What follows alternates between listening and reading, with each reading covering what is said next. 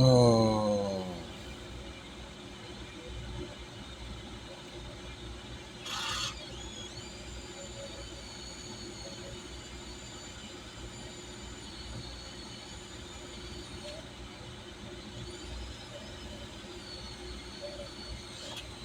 okay.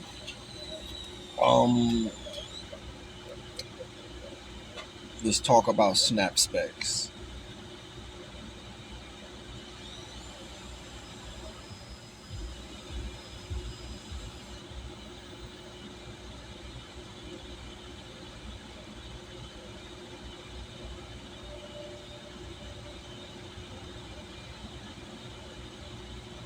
One of the things that needs to be done is there is a gap between this ethereal world that's coming through these devices, these wearable devices, and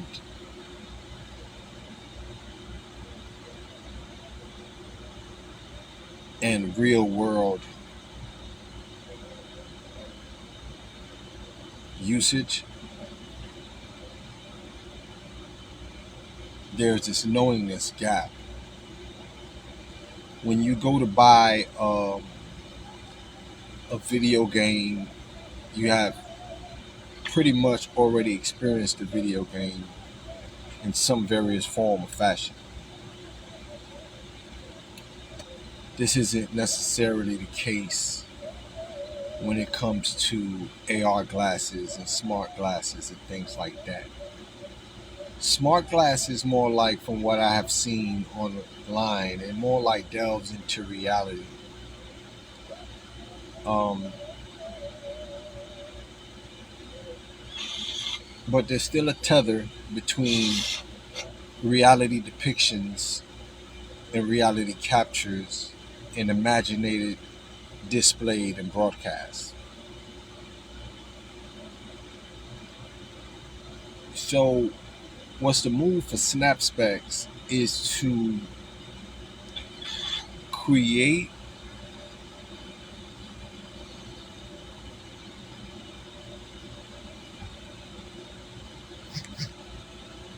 a tutorial within Snapchat that gives users incentive to purchase Snap Specs. Um,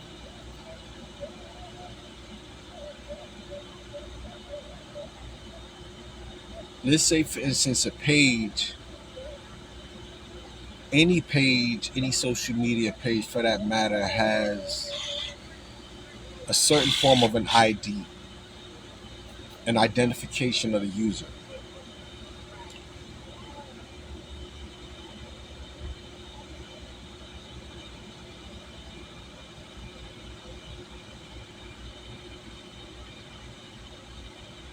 Utilize this triangle between Snapchat pages, Snap Spec, and the user.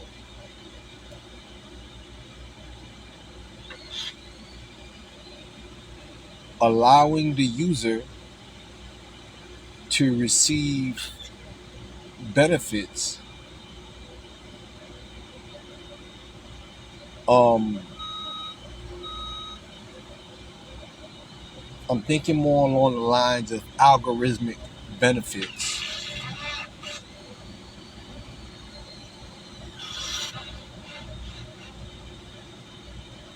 through the free sign up of this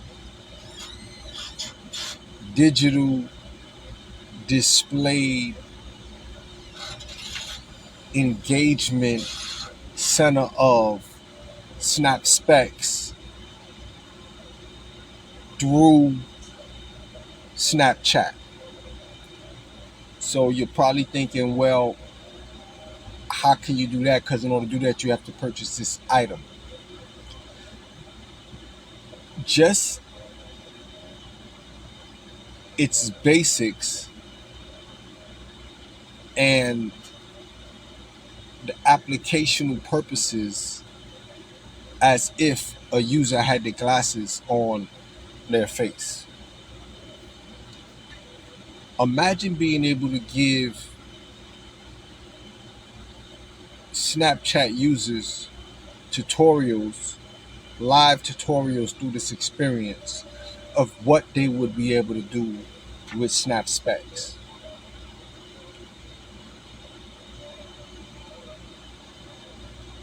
By doing this, users will be able to receive benefits like, let's say, for instance, um,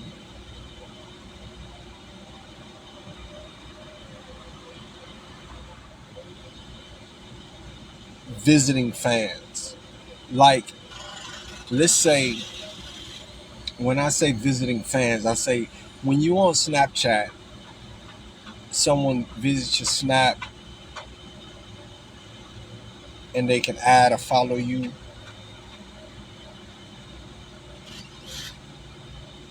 A lot of Snapchat users are still chasing this million following fan zone, and a lot of them ain't gonna get it. And a lot of them get activity, but they don't get followers. By signing up through Snapchat, your visitors that visit you frequently without following you, they become this untitled form of a follower. So what I'm saying is, if I go to someone's Instagram page every day and I watch them or enjoy their content, but I don't hit that follow button, the viewership is accounted for, but the visitation is not. It's a statistic that doesn't necessarily cross over.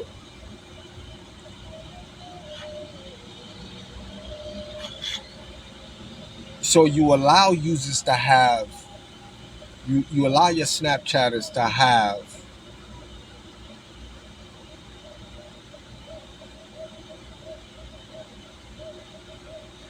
a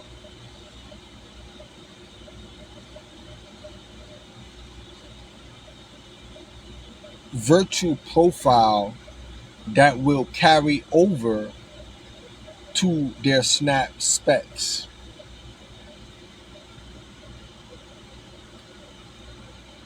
Also allowing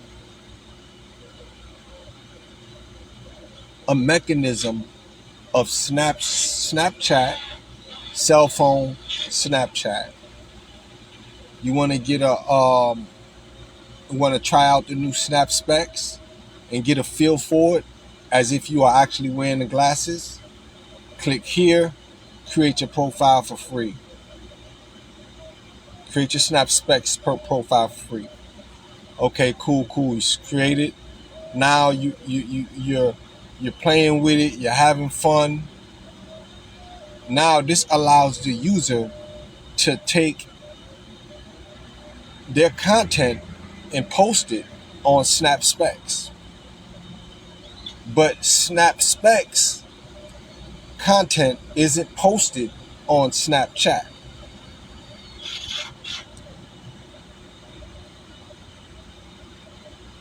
It's purely for users who actually own Snap Specs.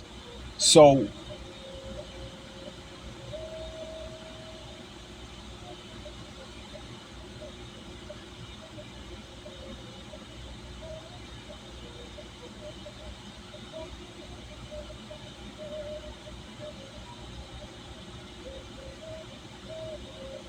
this will give people um, an incentive for what's to come in the future, and for when things get better, material gets better, things of that nature.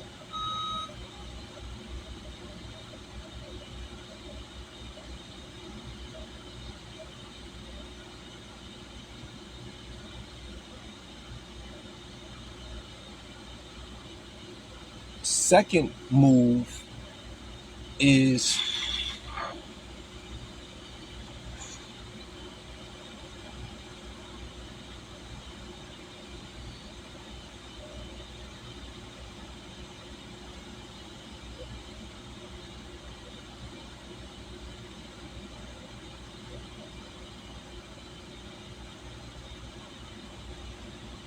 let's talk about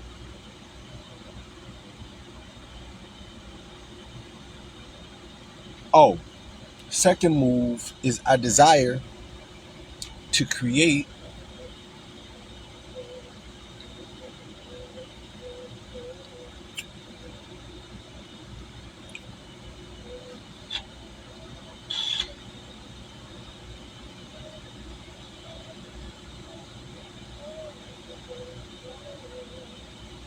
a company called AirGeo. AirGeo. AIRGEO. AirGeo.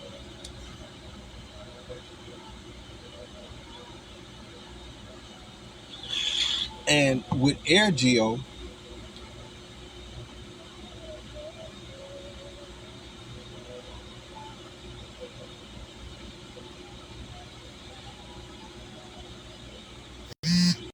it is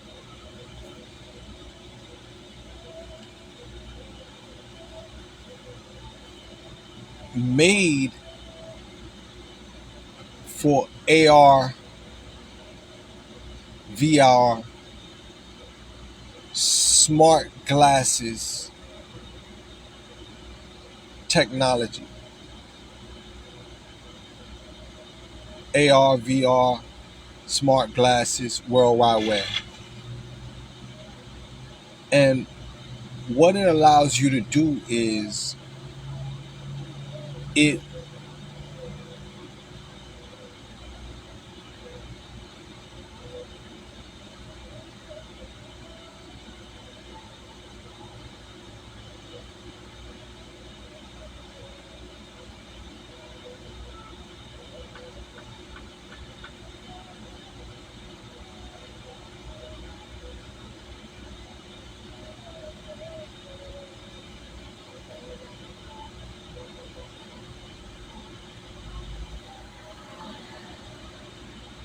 see I'm trying to tether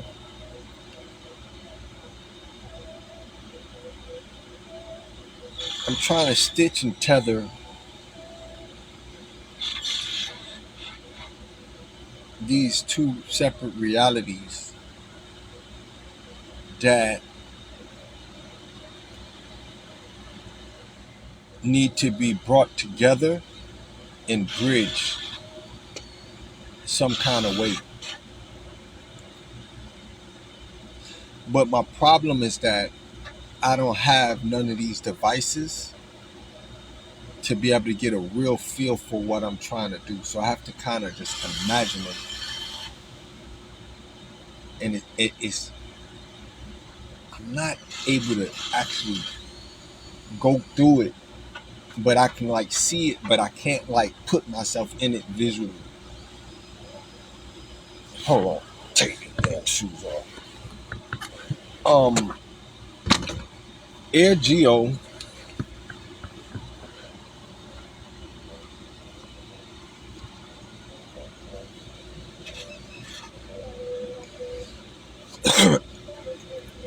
see all of this gonna come together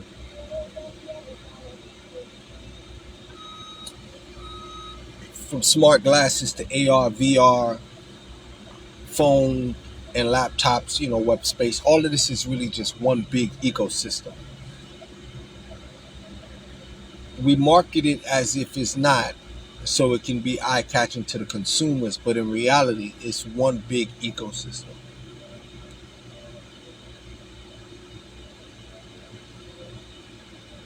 So let's pause on that and let me say this because I have to bounce around.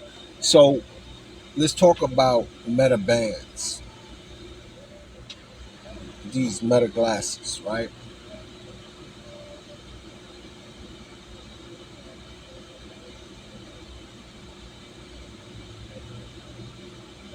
Whew. One second. Ugh, that was hot. Um, First thing first,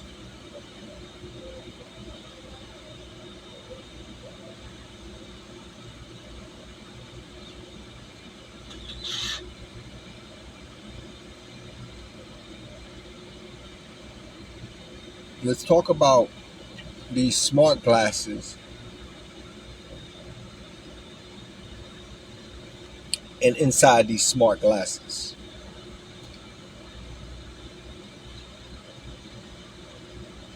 Let's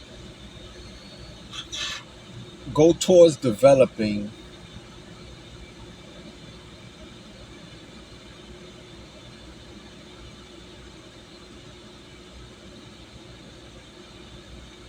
AI agents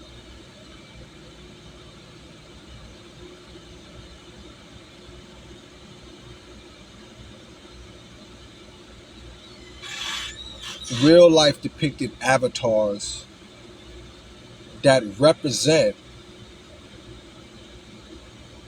these companies. Manus AI, Muse Spark, Google Gemini, Siri, Alexa, um, Anthropic AI, Claude,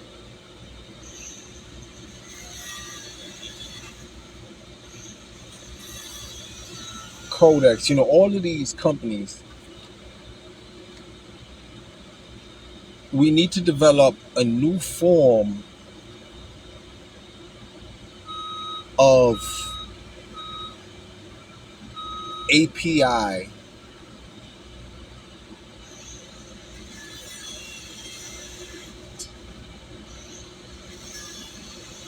through artificial intelligent avatars.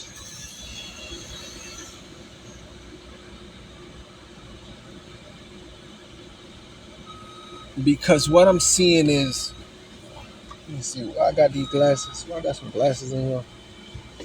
I need to put on some glasses. Hold on. I know I got some. Damn, I might do them out. Hold on.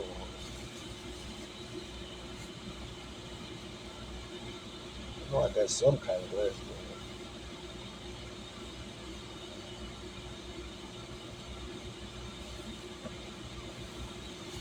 Oh, I got some kind of glasses. Hold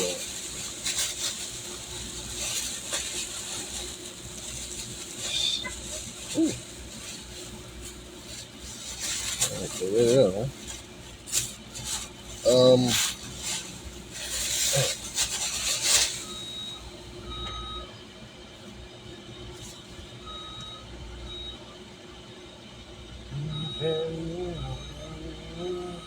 I gotta find my soul and make me fall. I'm taking control.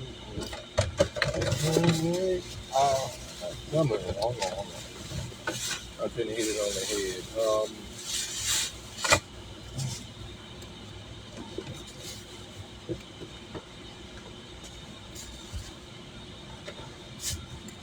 Okay. Okay. Well, I found something. All right. Put on these glasses, okay? So here go my glasses. I got my one of these smart AR glasses, smart glasses, right?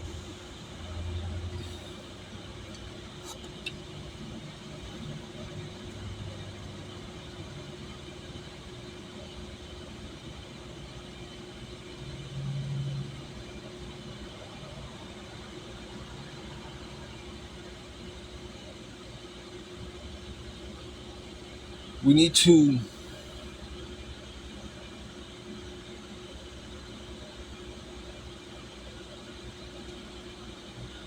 personify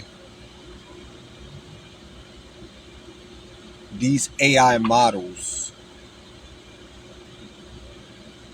in the entire form of agents. We need to be able to take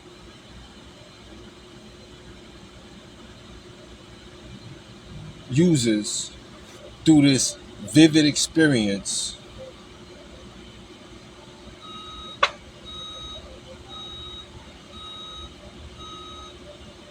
of a reality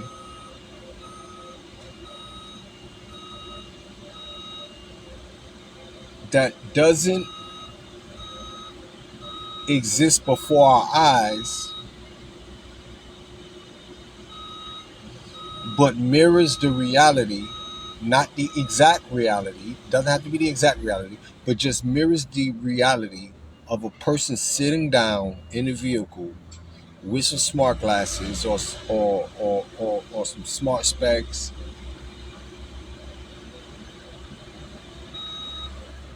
looking to accomplish a goal. So right now, I should be able to put on these glasses,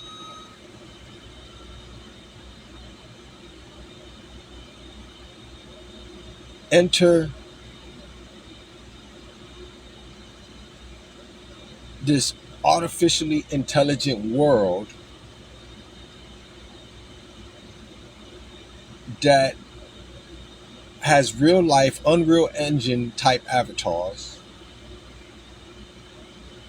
AI avatars, infused with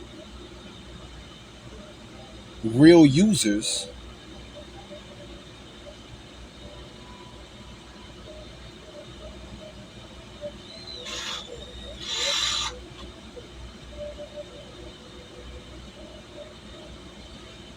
in order to engage however I see fit. Starting first with business.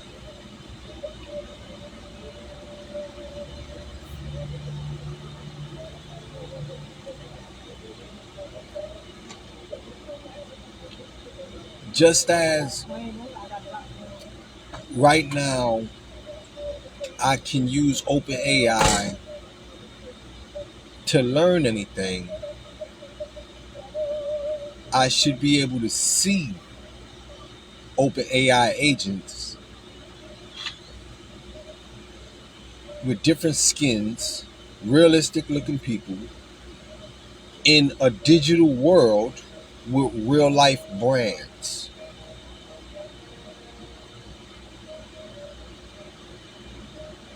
Think Sims, but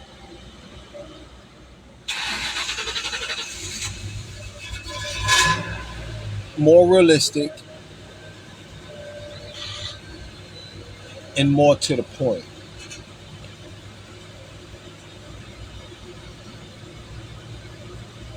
I should be able to use these smart glasses to transform the experience of a website.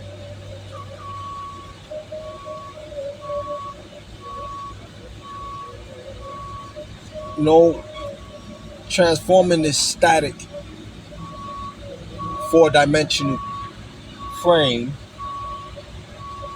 into a traveling experience.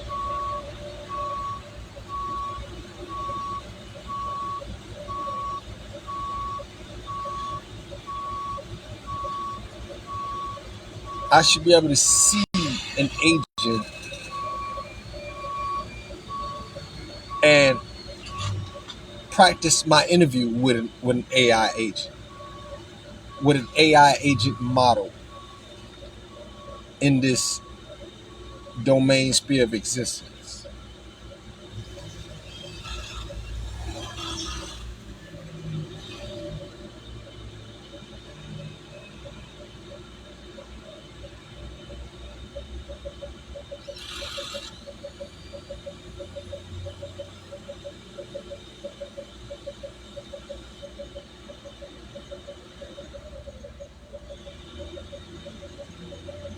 I should be able to see this open AI agent,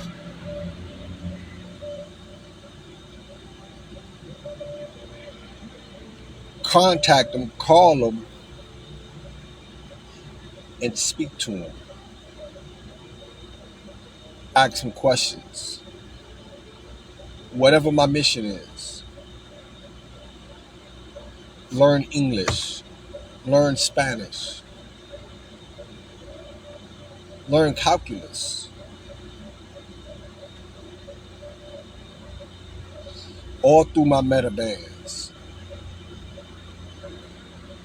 Now, let's talk, pause.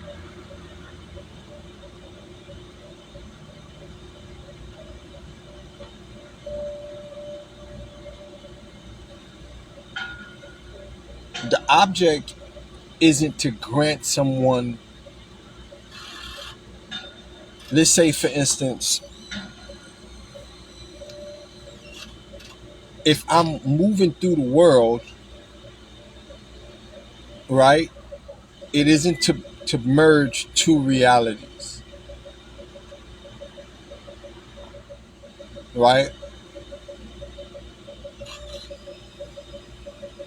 It's to grant the user the experience of a normal form of communication to get the goal done.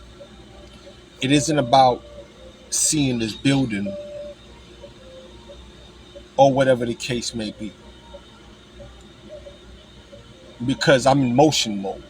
And motion mode is dangerous because we have things like cars, bikes, babies, dogs, dangerous, situations and things like that. Lakes, stairs. So in motion, the agent can be as a screen on the top right hand side, still allowing everyday dynamics in motion.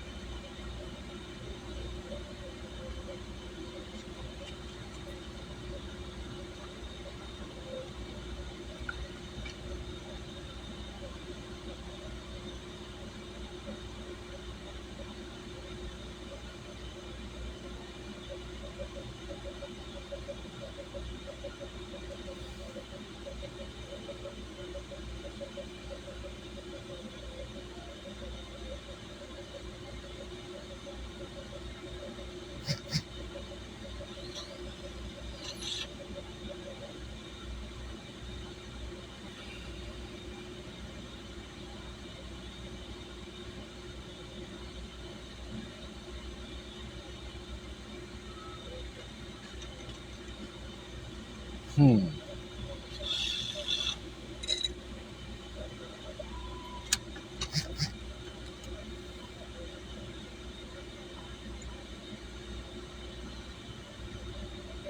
There is a digital landscape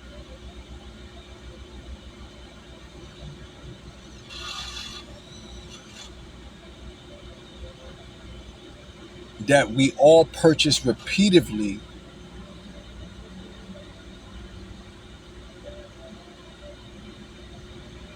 never use all of it,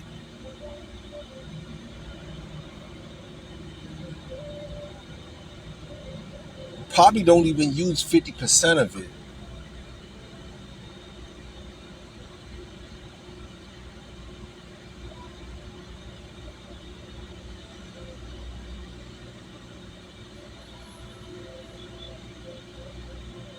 That is actually new grounds.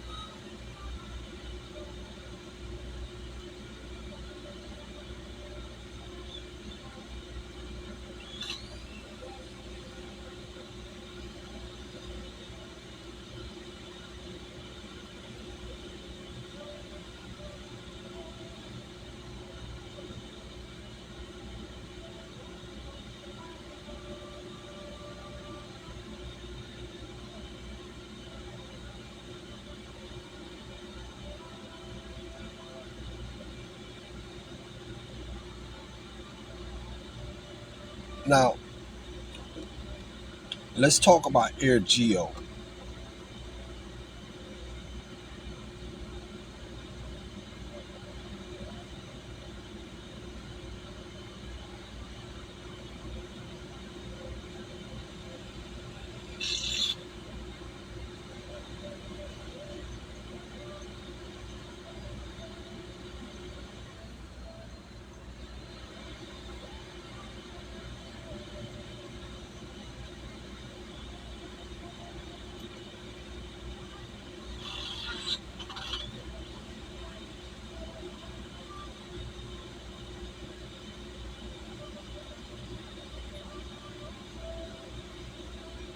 I want AirGeo. AirGeo is going to be the grounds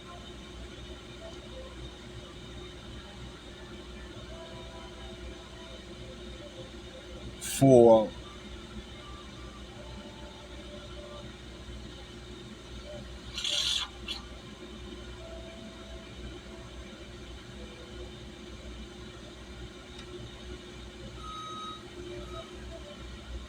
converting fiat currency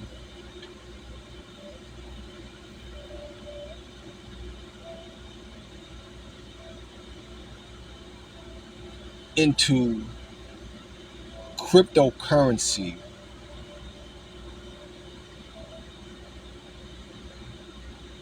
for purchase. Because with AirGeo, what I'm seeing is like this. Let me write this down real quick because I'm. One second.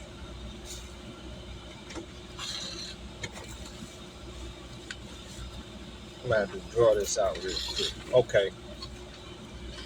Here it is. Alright. Alright. So what I'm seeing is we have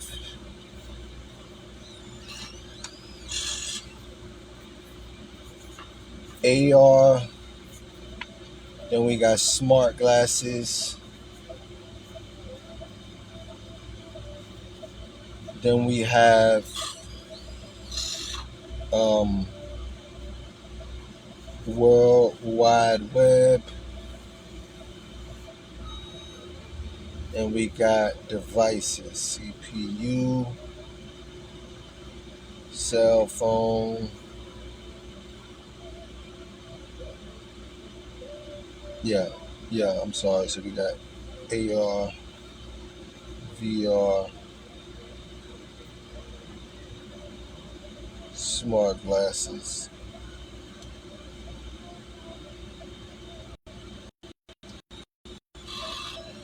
Okay.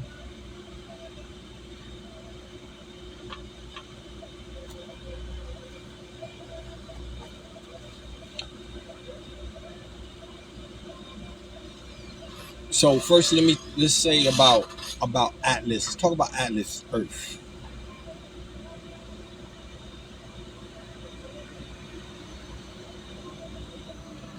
Let's talk about Atlas Earth.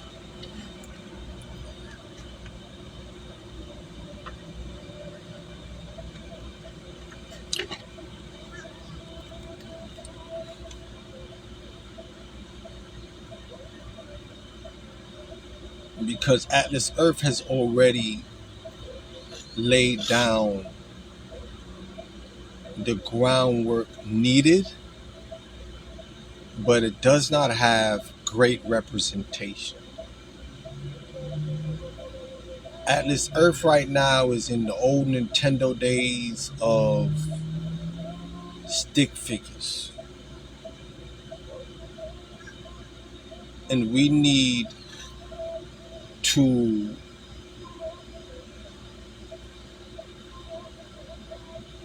evolve its representation to more of an Unreal Engine XLA kind of style of representation.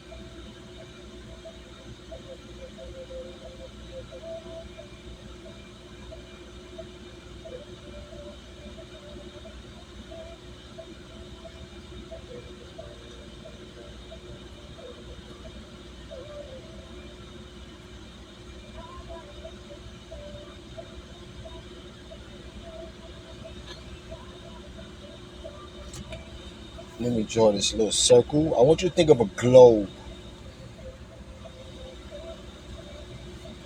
right? And in the middle of that globe is the line.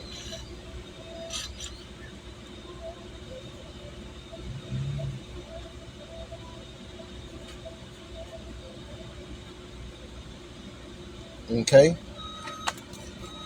Right? At the bottom of the line is the earth that we walk on. That's considered Atlas Earth. The top part is Air Geo.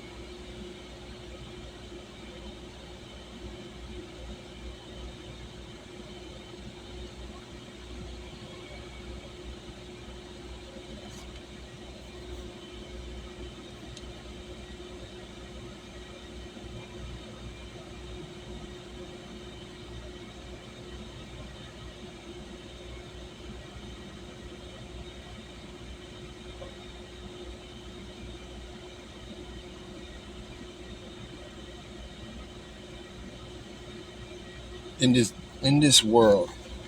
And then we're gonna do the real world right beside it. This is the real earth.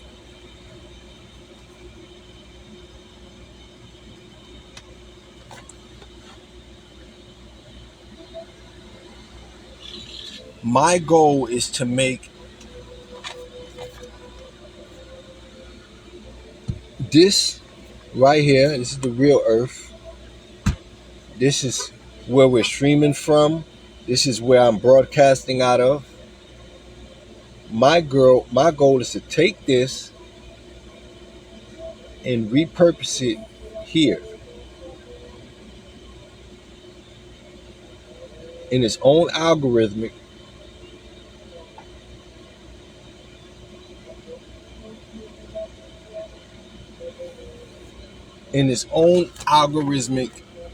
way of understanding.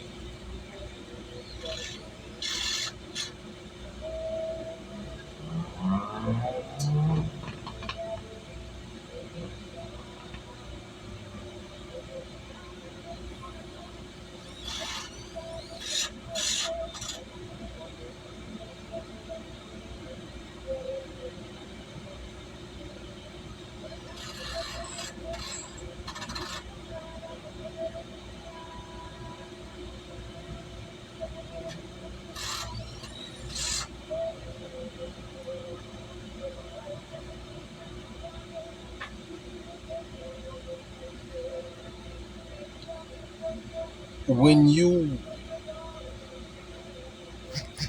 purchase or spend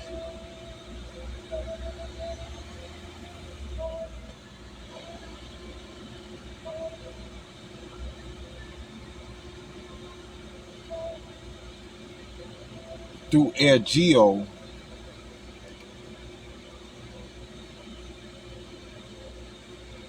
you will pay with various forms of cryptocurrency, whichever one you want.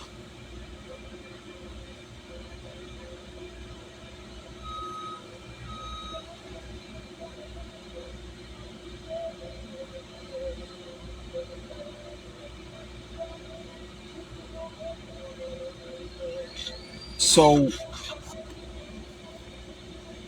because all of this ties together, all these VR, AR, smart glasses, all of this is one thing.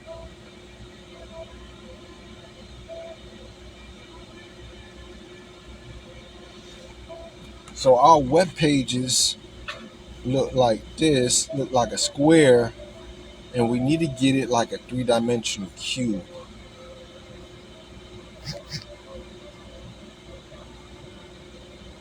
like that. You need to get it from here to here.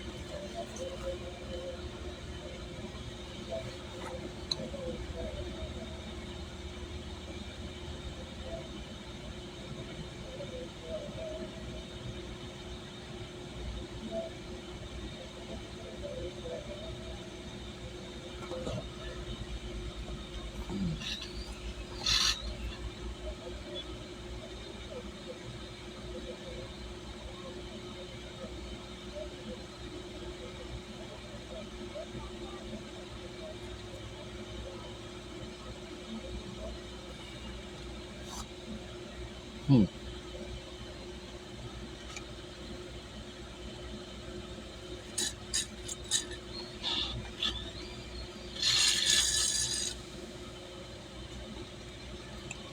Okay.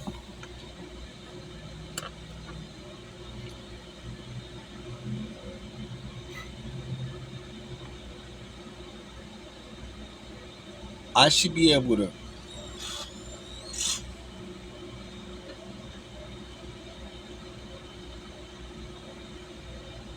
grab my smart glasses,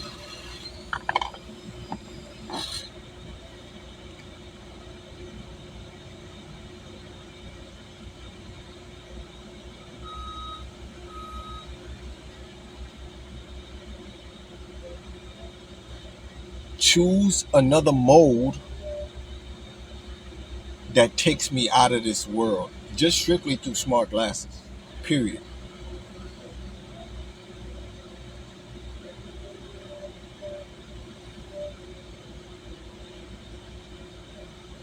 I should be able to engage in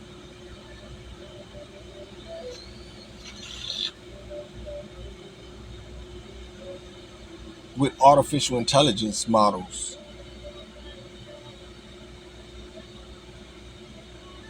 as if they're right beside me.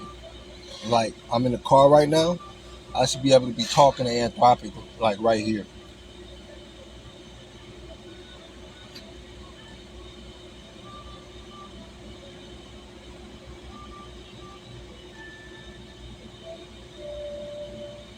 With just smart glasses.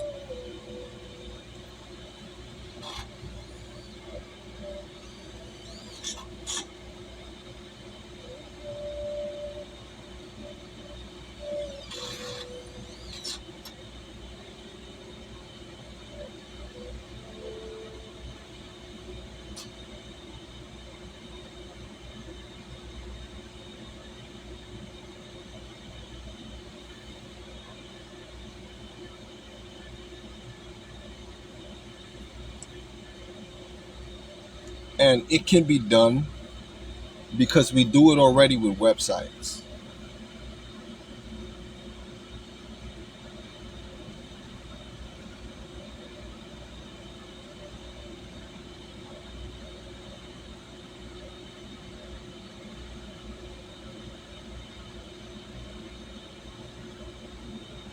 So when I'm in this mode and I start moving, it switches automatically, when I'm actually moving, getting out the car, you know, it switches. It switches t- to a static display. Now the agent is still talking and still moving his hands, and I can see at the top right hand side that I can see his world, but I can no longer be submerged in it because I'm showing motion.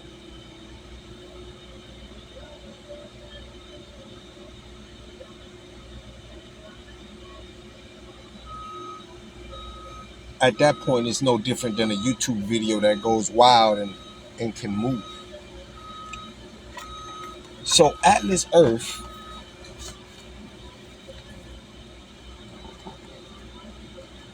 we're gonna have to advance Atlas Earth, and that's where Snapchat comes into play. because Atlas Earth already has done the groundwork of worldly depictions and geographical locations.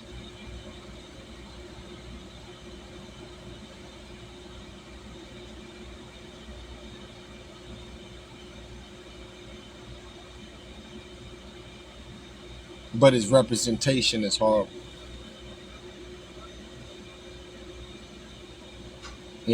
just straight up.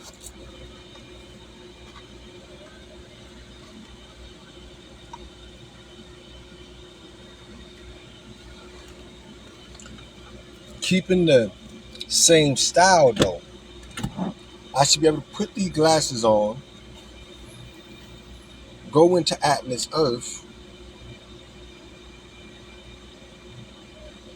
and move around without having to physically move.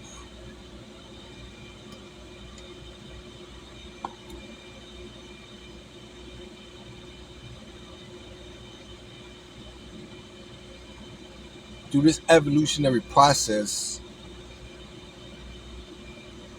we would be able to stitch a more realistic look and visualization setting.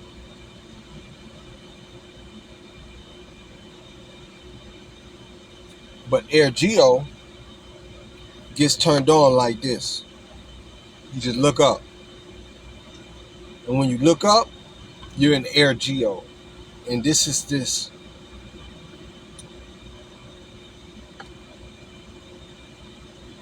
digital landscape that has nothing to do with the buildings that's before your eyes, the pathways that's before your eyes.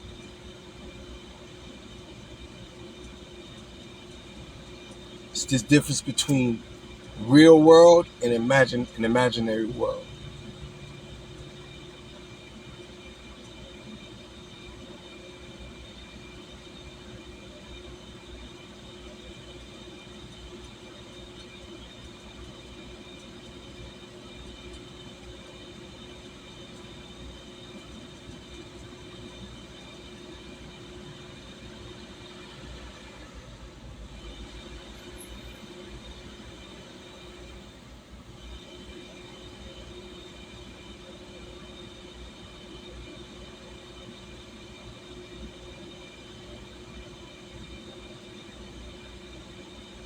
We should be able to see what we want to see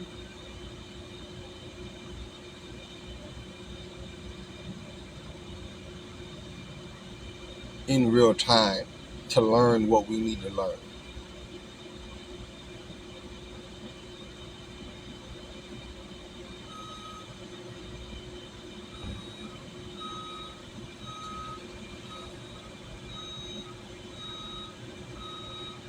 With a more interactive experience.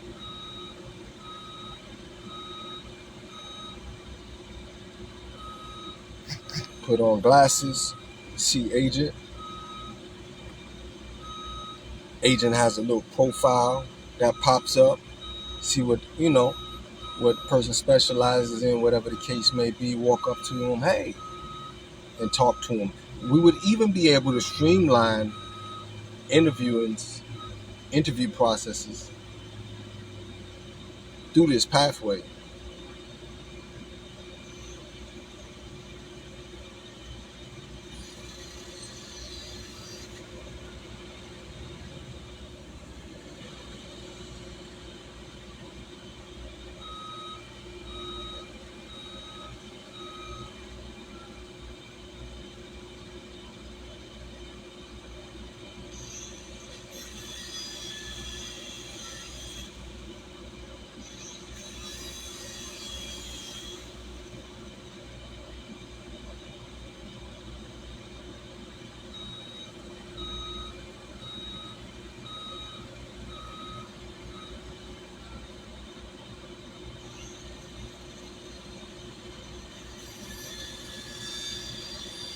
Almost like the Immortal Engine. You look up, it's a whole new world. But here goes, the regular, degular, everyday stuff.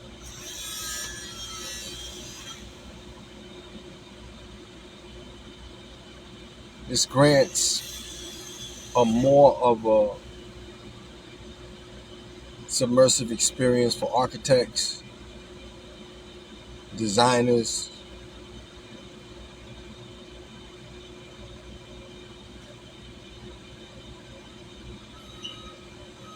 um, clothing line developers.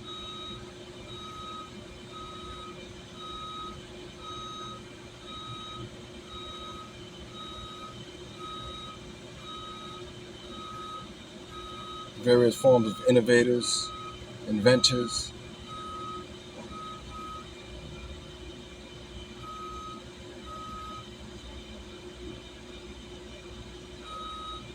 We should be able to.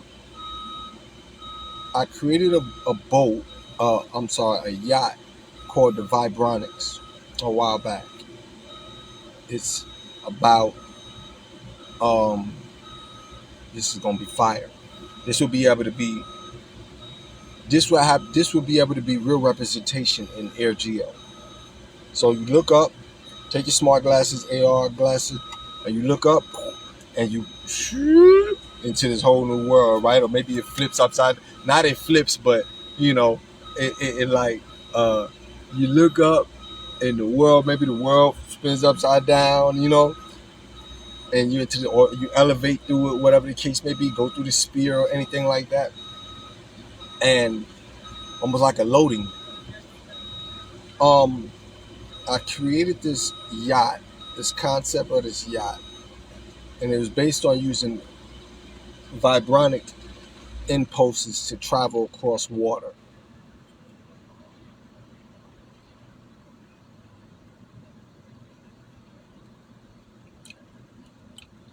What if I streamlined using these glasses, AR, VR, smart snap specs, Meta bands, you know, Google glasses. Or what if I use these devices, right, to deal with an AI agent model of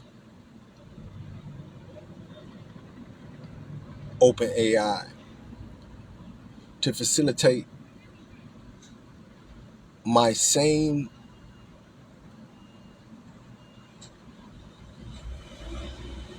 process of creation.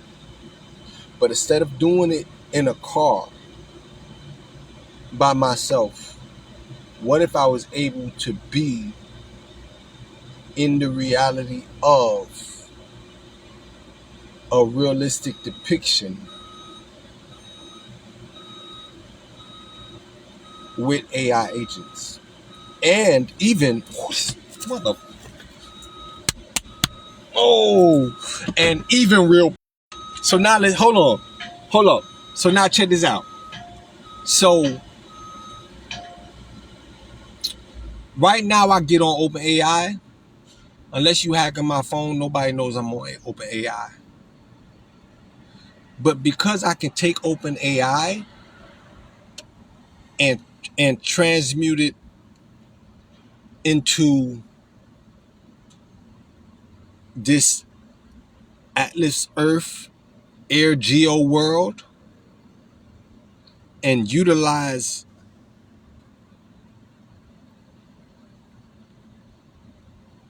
through what the hell? And because we can deal with individual ownership models of agents through Meta slash Exela, and take these agent models and create them and put them in this world, whose access point is through these smart glasses, AR, VR world kind of way, exclusive, right?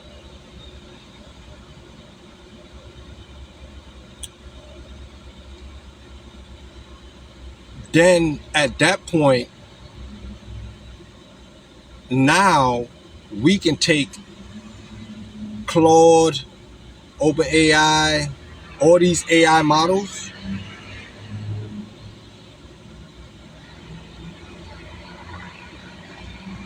and truly represent them as living constructs, buildings in the digital world, moving beyond a static web page.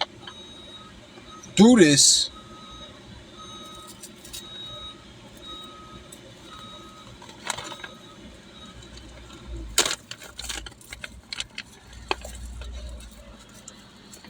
hold tight. Through this, now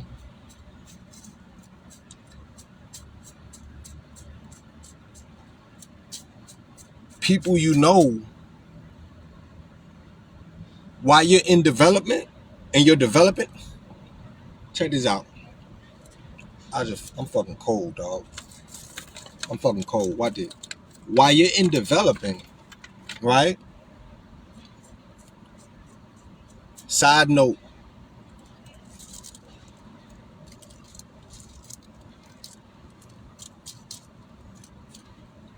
I wanna own personally all in-field cameras in this world.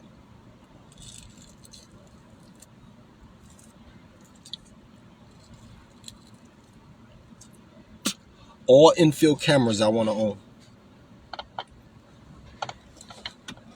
And the requirements needed to grant the user the experience of their desire,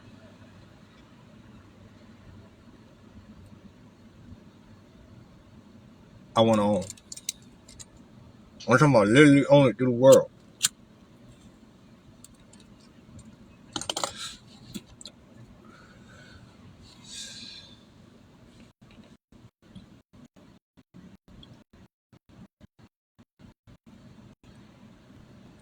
Because now, there could be someone right now in this building, right, in AirGeo, or they could be on a display of the Atlas Earth, right, in a building in that part of the world.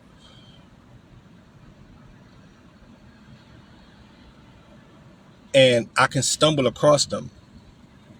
I can step foot in their lab while they're building and say, hey man, what you got going on? What you doing? Oh, what's up? Oh, man, I'm just building this, down the third. Okay. I can sit down, man. You mind if I watch? Nah, man, go ahead. And now I'm a viewer. I'm a viewer while they work. While they working, I'm viewing.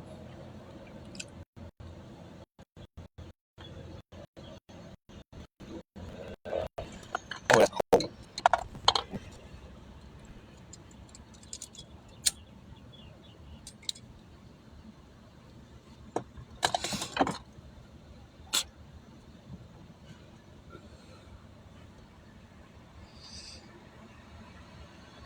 while they're working, I'm viewing. I can sit there and watch work. Oh, so anyway, as I was saying about AirGeo and how I was developing this yacht called the Vibronics, right? So I can streamline my work and actually go through the simulations of the actual development of the work as if it was real world.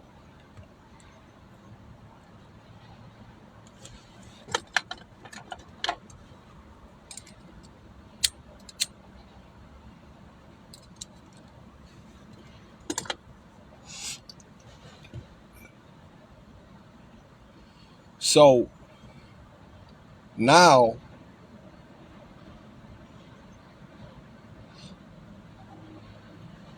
when I'm in this world, I'm going to grant users this experience of a more realistic birth process of creation.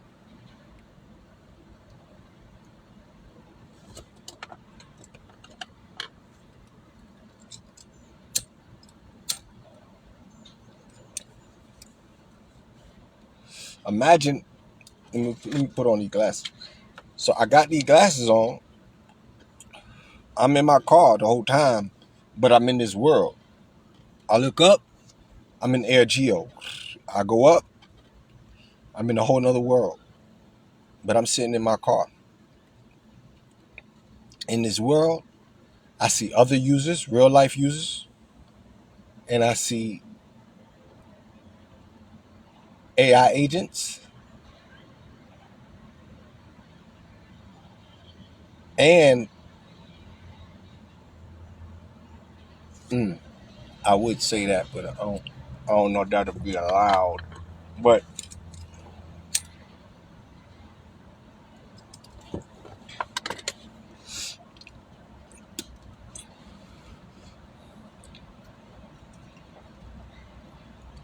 so a person is on Manus AI, a person is on MuseSpark, a person is on Codex, a person is on um,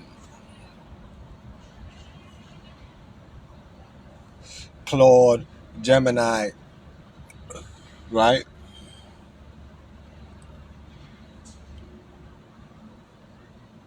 What if I see a random user who's visiting Google? What if I'm in Google? Well, let me just give an example. What if I see a random user who's on Google through the phone, through laptop, right? And they're utilizing Google AI, and I see what they search. I see a representation, not physical representation of them that look like them, but what if they're not infused in this world? So because they statistically count on Google's website, they can be represented as a random AI. However, if they choose, if they don't want to be like right now, you go on Google, you search, you anonymous, right? But you want access to this world. You want to get various forms of communication. You want to be seen. You want to be noticed, right? This is Maslow's hierarchy of needs. You're no different, right, from everybody else. You want to live an honorable life, huh? You know what I mean? So you going balls to the wall. You giving it your all. You ain't got to pop the piss in and window throw it out of. You on Google, utilizing AI for whatever reason.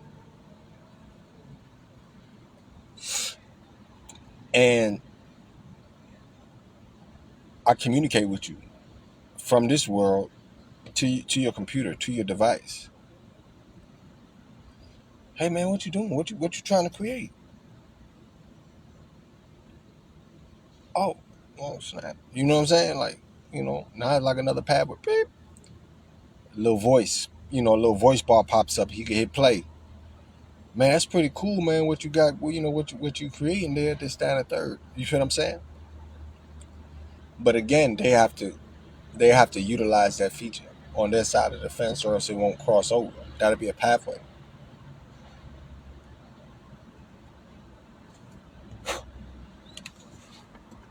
They can type back if they don't have voice, voice integration. Oh, so anyway, so I should be able to take everything this would allow, in this world, your creative process will be more fulfilling.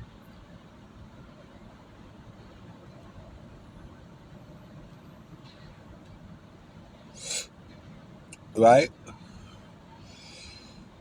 I done did all this and this, that, and the third, and now I got this. What do you call it? Um, this blue speck diagram or whatever they call it. Well, I'm looking at this. I'm looking at this yacht. Now I can start interacting with the yacht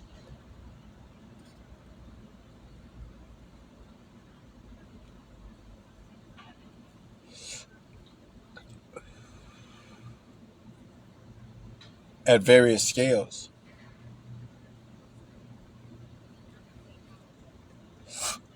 But if I desire to create this yacht,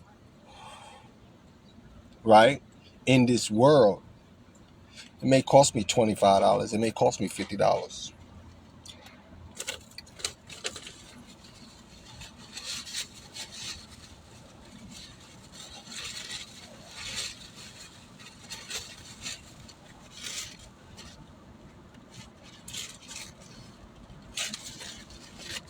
I couldn't really write this because it would. I would normally write all this down using artificial intelligence to get my thoughts point across, but I don't feel like, because of the limitations of various companies, it it wouldn't it would take me through this rigmarole that really wouldn't get my point across. And it more like shelter me, and they'll say, well, you gotta have this, and shut the fuck up and do what I say. You know what I mean?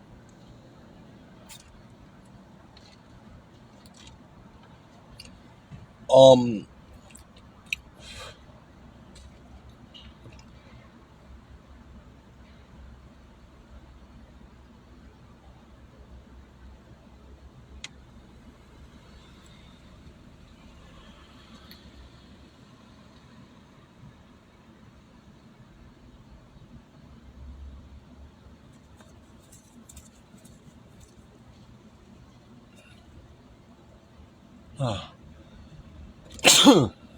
Whew. Oh, so I will be able to streamline this process in a more interactive way. I can go from looking at the specs of my boat to reaching my hand out in front of these glasses, right? And now I change frames and it showed this giant hand looking at this boat, and I'm looking at it, right? And now I can do that, and now the boat separates, right? And I take the exoskeletal frame off. Now I can ask it to take me through this process of understanding what I created, how things works, and what's what, to the intricacies, right? Or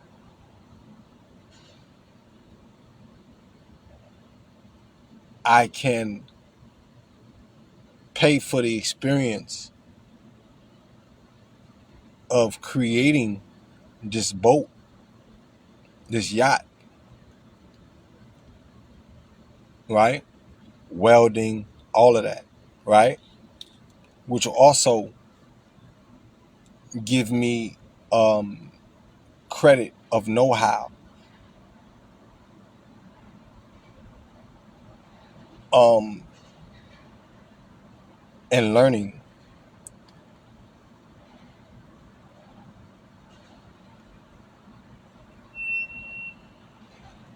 with a team of agents, AI agents.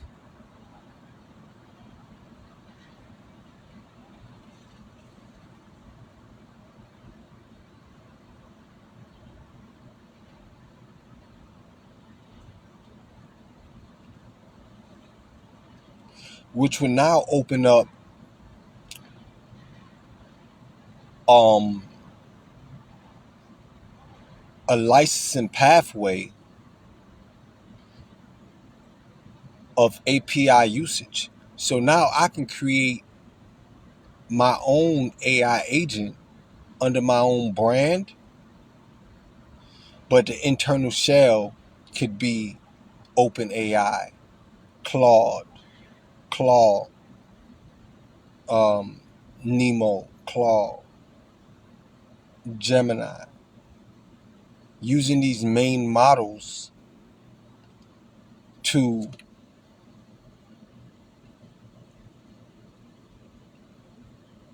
have representation, valuable representation in this world.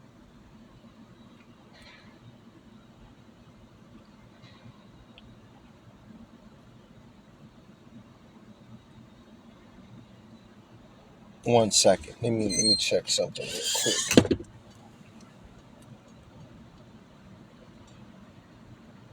Bundle package, $10 a month gets you one agent.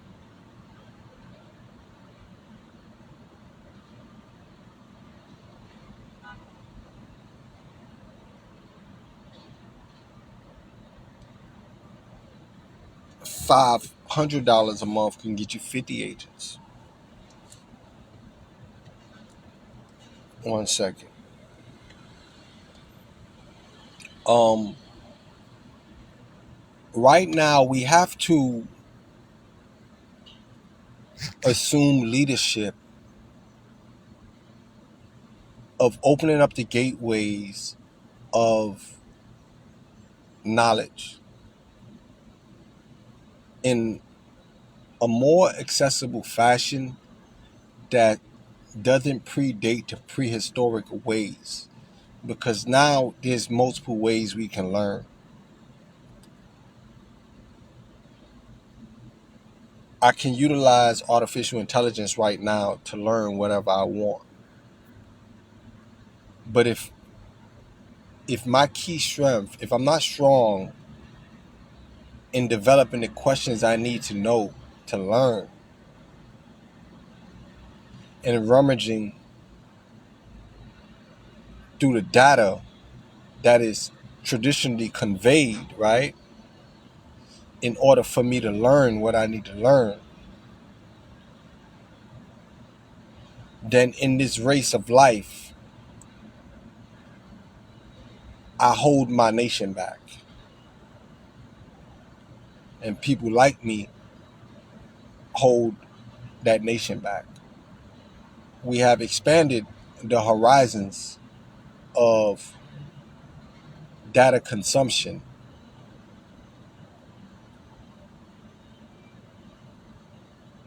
through this pathway of interact uh, digital interaction.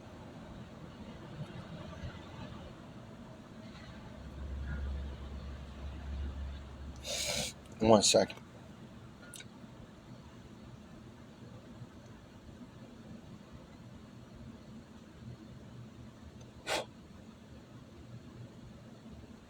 Um, essentially, say for instance, Microsoft is having this class, right? One second. What I was finna ask. Oh, okay. Hold on. So essentially, let me ask this question real quick.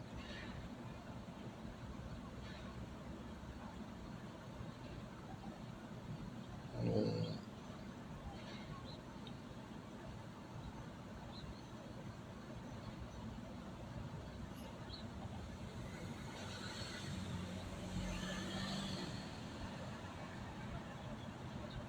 mm. So essentially, Microsoft, let's say if Microsoft is having this class on AI learning AI, cybersecurity,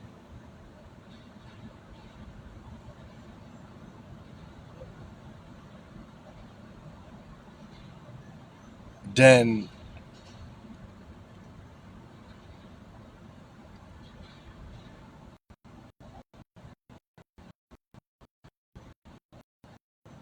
those smart those have these smart glasses technology can enter do this and learn in a more interactive way where not only the knowledge of the level where they at and what they know is portrayed, but also their speech, how they communicate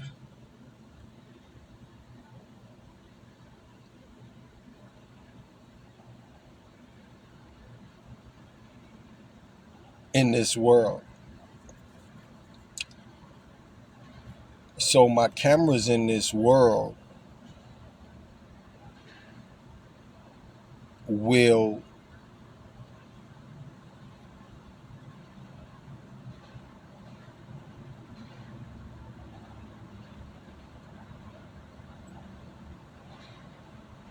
show their realistic AI avatar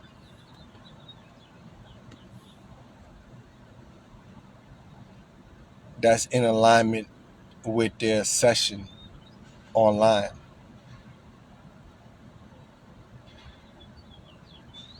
When someone is learning computer, right,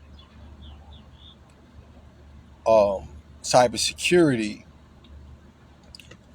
they take these Bluetooth keyboards, set it down, and they got their glasses on.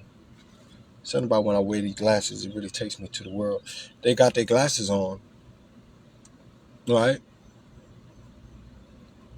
and all of that data is being sent, speed, typing, errors, all of that, you know. Whereas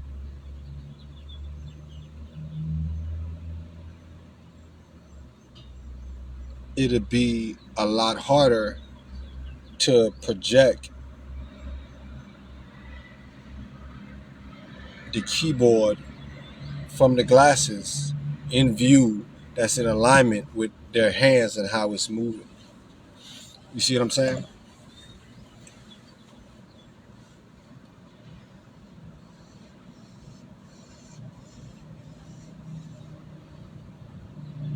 So they would need smart keyboards, Bluetooth operated keyboards, in order to learn certain things, cybersecurity and things of that nature.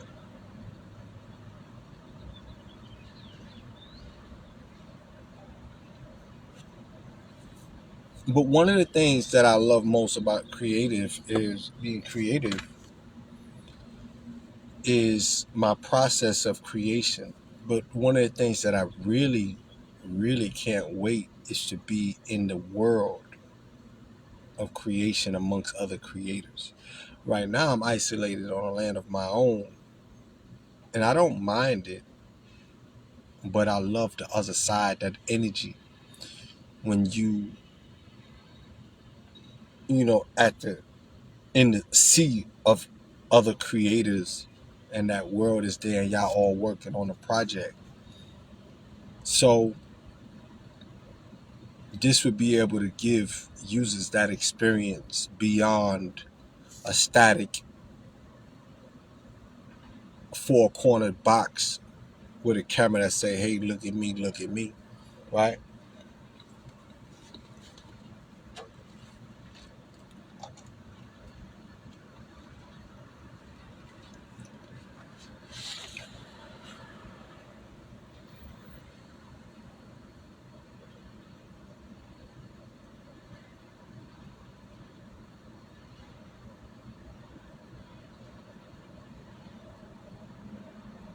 So Snap,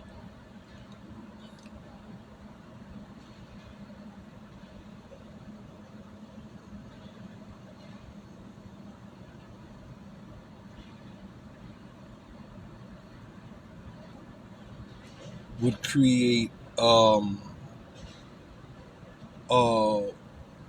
web-based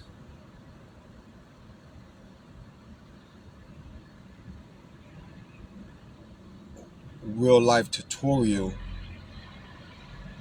for the experience of Snap Specs.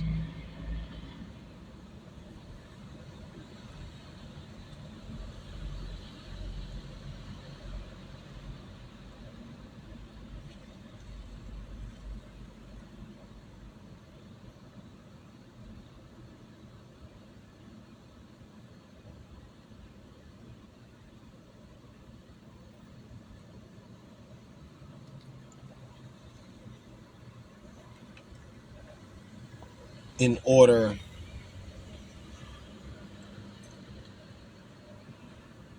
in order to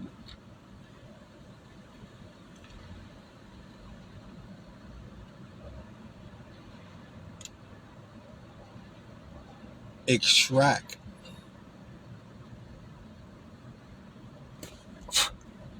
a new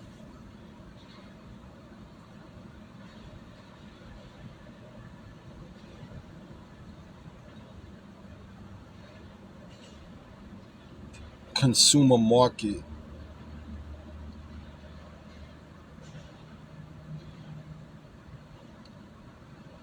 of this digital landscape that's going beyond a four-cornered representation.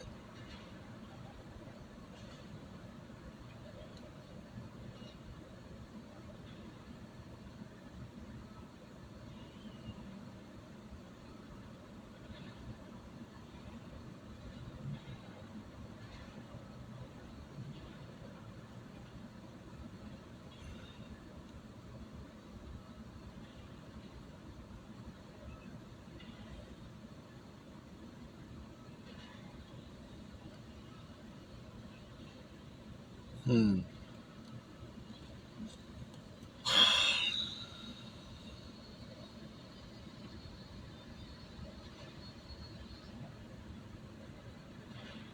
Oh, so AirGeo utilizes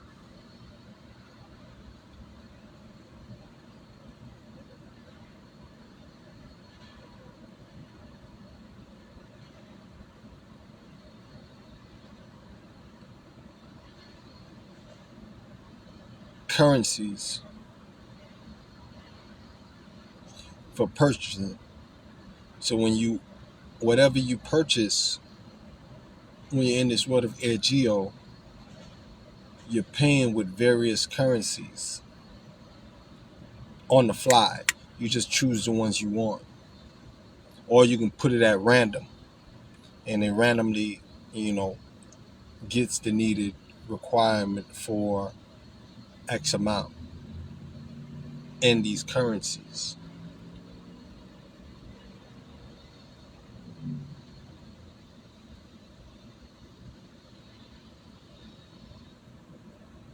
So it'll go from boom, this currency, this cryptocurrency site,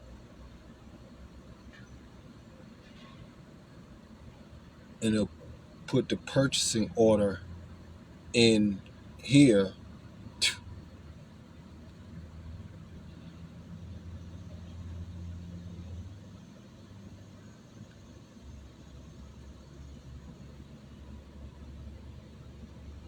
And spin back around.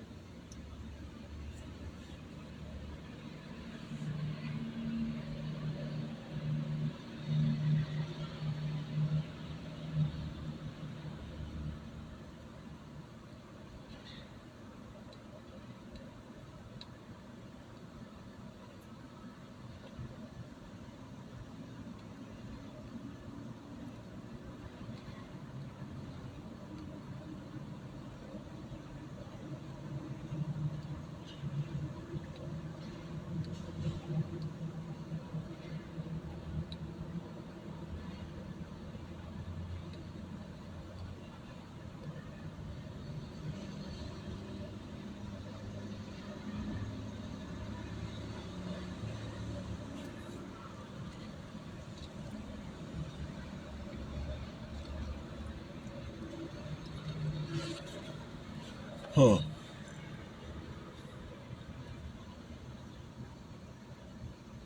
So I covered everything I was thinking about. Um,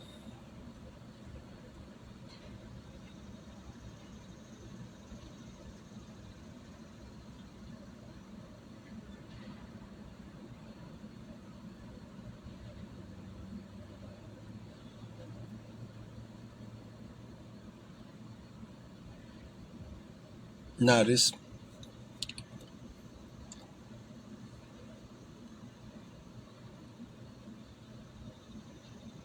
opens usage pathways for, let's say, for instance, what if someone is an architect or they want to be an architect and they're utilizing this and they got their smart glasses and they're in this world, look up, they're in the air geo, and they they go through this creative process in this world and designing and this, that, and a third, and even using prompt illustrations, um, right? Using prompt illustrations, prompt pictures, right? Just like how you hit enter, you say what you want, you hit enter, and then you say, hey, make this picture, and it creates this picture. Well, did I posted on LinkedIn yesterday a creation. Um, I called it Ink Stream. I don't believe that it necessarily depicted everything I was trying to get it to say, because it's something that ain't been done.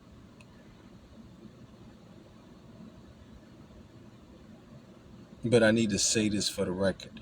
So one of the things about Inkstream AI is that what I'm trying to create, I don't think I don't think it really caught what I was trying to say. AI right now, when you utilize artificial intelligence, right? You put input in, you hit enter, and it writes. You know what I'm saying? And it fills in the blank to a concise story. One of the key features I want to bring into Inkstream AI is, you know how, like, when you're typing on a not on a keyboard or on a phone, and you have autocorrect. Okay, I want to I want Inkstream to be able to auto create. It's this live post of constant creations. So let's say I'm using this. Okay, let me go to. I'm gonna do it live right now.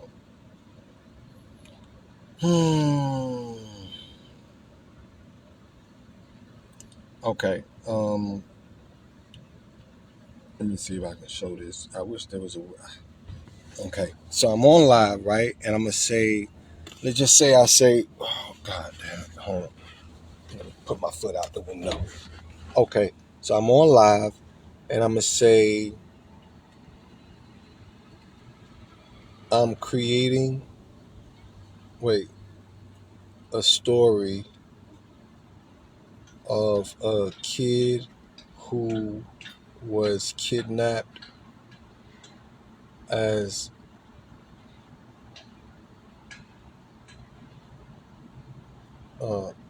uh, kidnapped by his soon to be known adopted mother and father, and was raised in a cult family. See what I'm saying? See how I did all that and nothing came of it? Auto create on Inkstream starts taking your story and adding to it somewhere. Like, okay, so it'll take your story and it adds to it over here, right? So now let's just say, for instance, it doesn't change, excuse me, it doesn't change where I'm writing what I'm writing at, right? But it starts graphing its story and it's based off of the live impulse you put into this box here. It's called auto create. Okay, so I say I'm creating a story of a kid who was kidnapped by his soon to be known adopted mother and father and was raised in a cult family. Then I'm gonna put his mother was murdered by his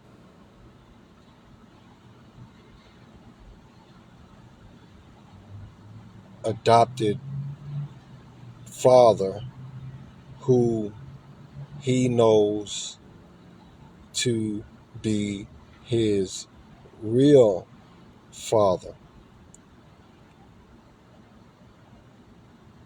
His father, his biological father, passed away 10 years ago and left him wealth. See? See what I'm saying? Now there's no auto create here, right? So now, whatever, when I first wrote that little story out, right? It would have whatever it was adding. Now that I continue the story, all of this changes. Now it's allowing you to create, but also granting you fresh ideas, right? So now it says his biological father passed away 10 years ago and left him wealth. His, I'm gonna put the family he was raised in subjected him to slavery and stole his inheritance while living a, a double life, right? So now auto create is gonna now rewrite everything in relations to what you're putting down in this box. So that's what Inkstream is about.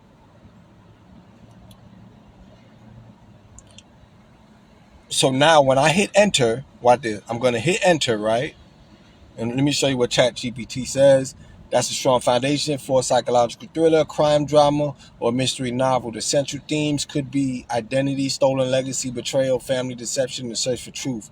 Here's a possible story framework: The Stolen Heir, right? Okay, cool. Now watch what I'm gonna do right now. Now it done gave me all of this. This is what it gave me. Ethan spent his childhood working long hours for family businesses, told it was his duty to contribute. He never received wages, never owned anything, and never understood why his life felt different from everyone else's. Right. When he was 16, okay, his mother disappeared. Incorrect. See, you didn't understand my story. But okay. So now, see how it gave me all of this? Now let me show you something. I'm finna add on to the story, right? To my original story. It's following this prompt here, not the prompt that it gives me. Okay? So it's always creating from what you put into the story, not what it spits out. You understand what I'm saying? Because the story tends to run when you utilize artificial intelligence. So now I say, let me see what I put. I put his biological father passed away 10 years ago, left him wealth. The family he was raised in subjected him to slavery and stole his inheritance while living a double life. He became uh,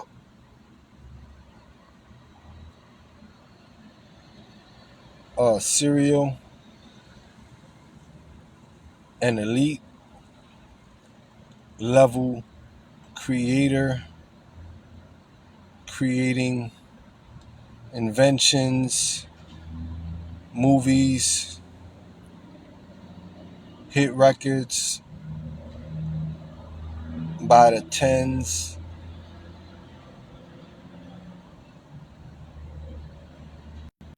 of thousands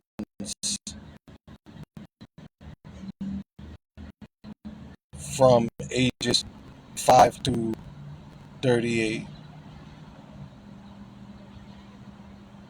Okay, so while I'm actually writing all of this, right, it already enters, it already adjusts the story in comparison to what I'm writing live, not what I hit enter into. You understand what I'm saying? What I'm actually putting down in a box is what's updating the story. Because we don't have to worry about grammar and punctuations no more, because AI has already got that down pat. So we say he became an elite creator, creating inventions, movies, hit records by the tens of thousands from ages 5 to 38. He also has a spiritual inheritance from his family line of high levels of psychometry.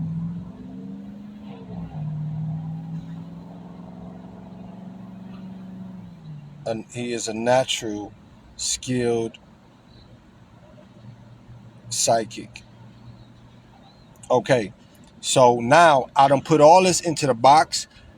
Inkstream AI now update what I put into this box. I don't even have to hit enter. It's already adjusting the new story. You see what I'm saying?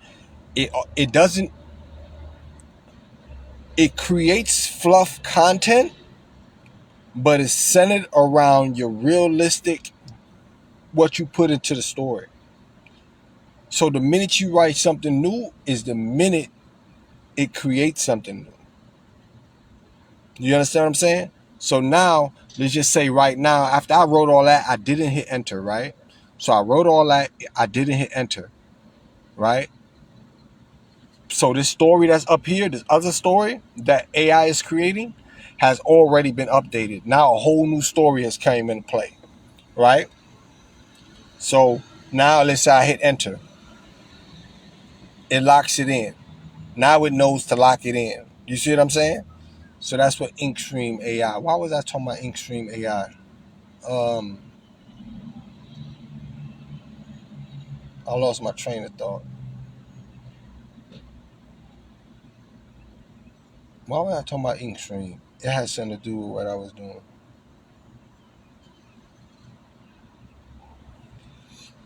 I was talking about Inkstream AI. I was talking about the AI agent models, the creative process,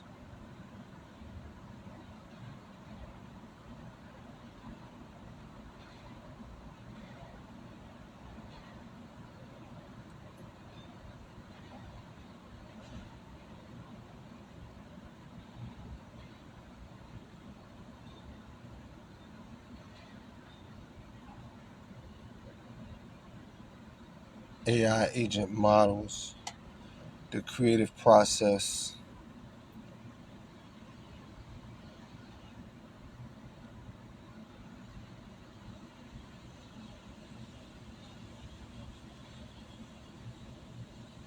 Damn, why I was talking about that. Inkstream. Okay, so anyway,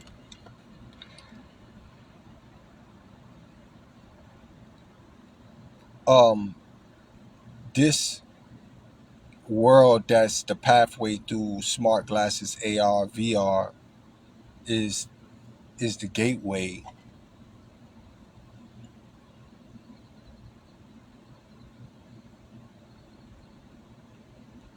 that allows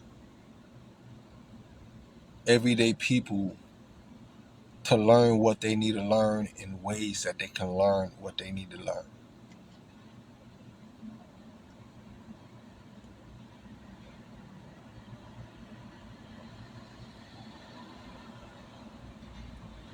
Yeah, yeah. So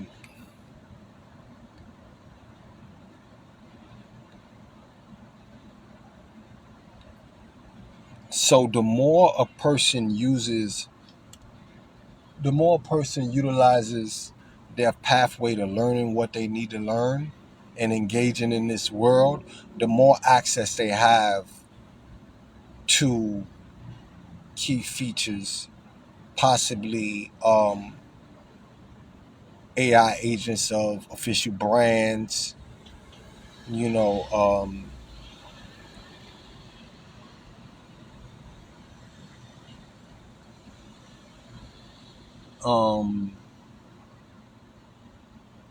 utilizing AI agents, APIs in order to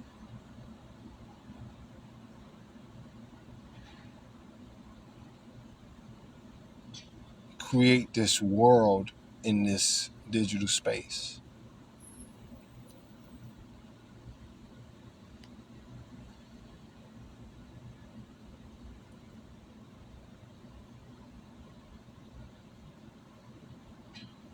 Mm.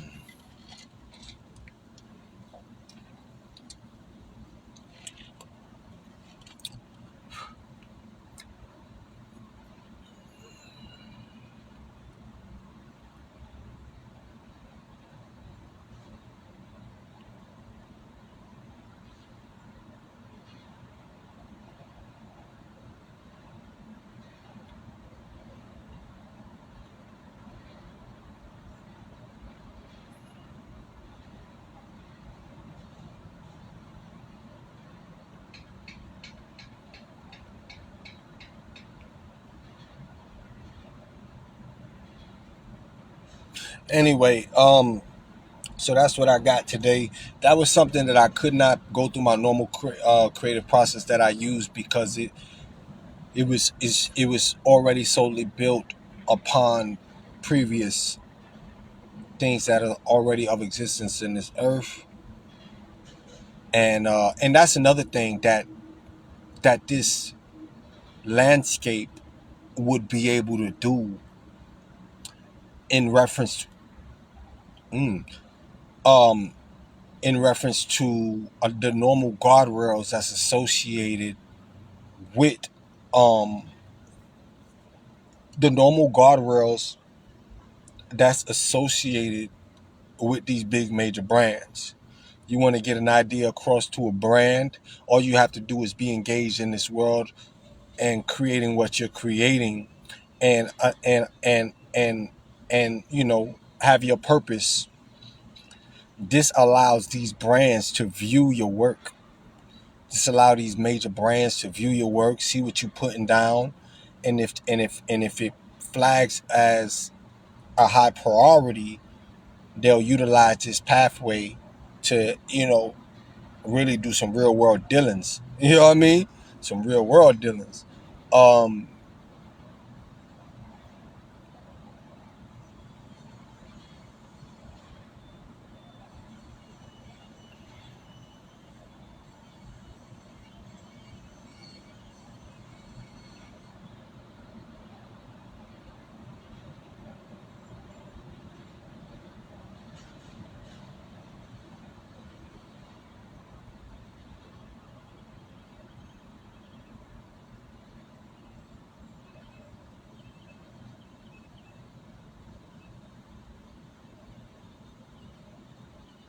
yeah, I was just thinking about something. I was on social media yesterday, last night, and I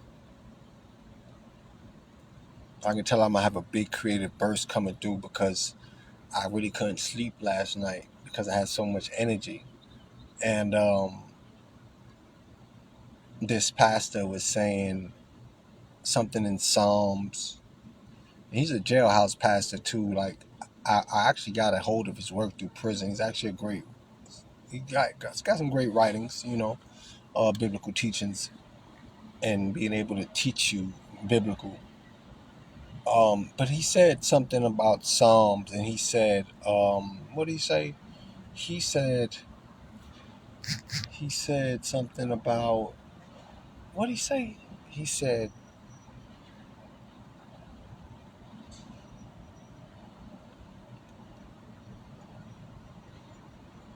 God will hold you to your swearings, something like that, along the lines of God will hold you to your swearings, even if it hurts you. You are bound by your swearings. Basically saying that if you put yourself in an unfortunate situation, just because you said it and you swore by it, you ought to live up to it. And I want to let y'all know that that motherfucker don't know what he talking about. He's stupid. Just to be honest with you, you know what I'm saying.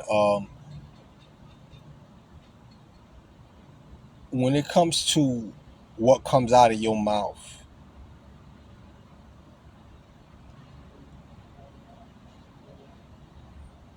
the only swearings God is holding you to is what's in relations between you and God, not what you tell man. There's so many people going to hell today, yesterday, and tomorrow because they have swore allegiance to pathways that God don't want them involved with. So don't run around thinking just because your stupid ass say, man, I swear I'm gonna go ahead and I'm gonna pick up that car for you, dog. You know what I'm saying? And in that car is all kind of fucking dope, or it's just an unfortunate situation that you signed yourself up for. Don't think you got to do that. That's not how God operates. I'm gonna share the video today too. I'm gonna find it. I liked it, so I'm gonna go to my activity and I'm gonna share it. Um, don't think that you got the whole, owe mankind nothing. Your swearings is only in relations to what you do when you're talking to God. That's the only thing he holds you accountable for. You know what I'm saying? Everything else, man, nah, kill that noise. Man, he's stupid. You know what I mean? Like, people do anything for money, boy. You know what I'm saying? What crazy is, like, I really thought this dude was legit too. But it just goes to show, God will show you though. God will show you. He'll show you, man. People who you think like be up here and they don't. Man, the minute, man, when God love you, man, and you got a relationship with God, when you think somebody is on a higher plane than what they actually are, God always makes sure that you see them for the plane that they really are. And I'm just gonna tell it to you like that. That motherfucker a piece of shit. Just straight up. He a piece of shit. You know what I'm saying? Like, just straight up. I'm gonna be honest with you. You know, and sometimes you gotta see that. You know what I'm saying? God wants you to see that. He wants you to know that, because you is nothing wrong with being a man of your word, but don't be a man of your word against your own health. Because that's not in God's book. God says, there's an old famous scripture that says, I seen it when I was in prison, and after I got stabbed, I don't know, I just had a different vision in life, and I looked at it, and it was on the wall, and I was just like, damn, it just meant so much more to me. And he said, I have something about, I have plans for you to prosper and be happy, not to self-destruct or to be destructed. You know what I'm saying? To be destroyed. And you need to keep that as a reference point in everything you do. If you ever wonder how is it I done go through what I go through, how I've been through what I've been through, and how I ain't just pop a damn cork and go ape shit, that's how. Because of that passage right there is it is a guardrail for me in life. It don't mean that I'm not tempted. It don't mean that I don't have thoughts. You know what I'm saying? It don't mean that I don't have emotions. But it helps me stay firmly planted on knowing what path is right and which path is wrong. You know what I'm saying? And I want y'all to know today, if you put yourself in an unfortunate position, it's okay, but you ain't got to do nothing you don't want to do. Just because you said something don't mean a damn thing. You know what I'm saying? If you had only know how many times, just like the rest of y'all, I woke up and said, motherfucker, I'm going to kill you. And I didn't follow through. Right? So if according to what this man talking about, how many times I told man, I swear to God, I'll kill you. I done got into a fight with all kind of people, got whooped up, and mother, I'm gonna kill you, man. I swear to God, he did. Be quiet, snot running out my nose. You think God is saying, oh, you said it, go on do it? Hell no. You know what I mean? God ain't saying that. So, stick on the realm of prosperity. Use common sense if you got any. And if you don't got common sense, use righteous judgment. Because you could not have a lot of common sense, but you can have great righteous judgment. Righteous judgment, right? And make your decisions off of that. You know what I'm saying? Because a lot of people, man, they ain't really just rap right. You think that they is, but they just for the dollar. You know what I'm saying? But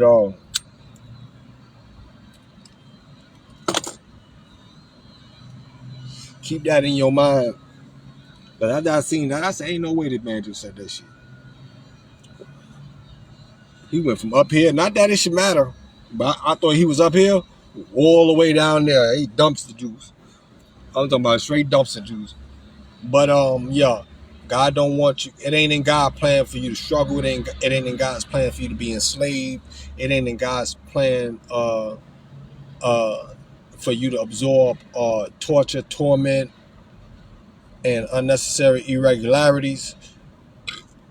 Um, it can be intertwined into His plan, right? When it arises, because the devil is a force that comes against you and your will, right? But at the end of the day, he ain't just saying like, yo, let me go ahead and okay, here you go, do this right here, and I want you to say this, and then I want you're gonna have to do it because you said this, and then you go through this and you learn this. That ain't how God operates. You know what I'm saying? You know what I mean? It just, I don't think, and if he did, I don't believe that's for every human. You know what I'm saying? But yeah, so that's what I'm querying today.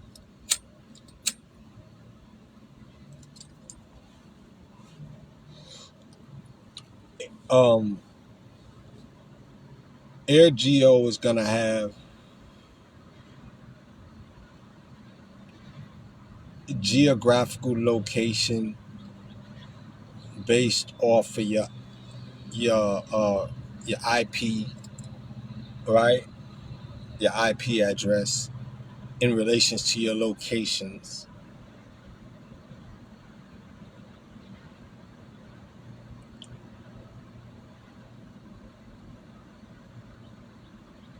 To randomize a digital landscape that you can engage in and interact with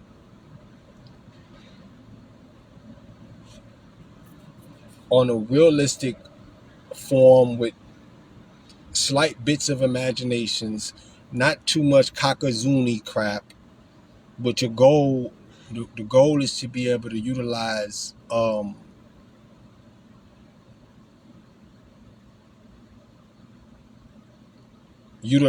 these AI models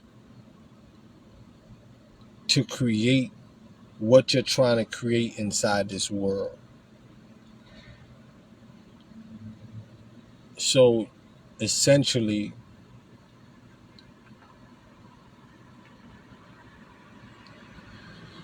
just say if you got a membership plan you can create, your membership plan may come with 2 websites, uh, 3 websites, whatever the case, that you can create in this digital gamified slash Unreal Engine type world.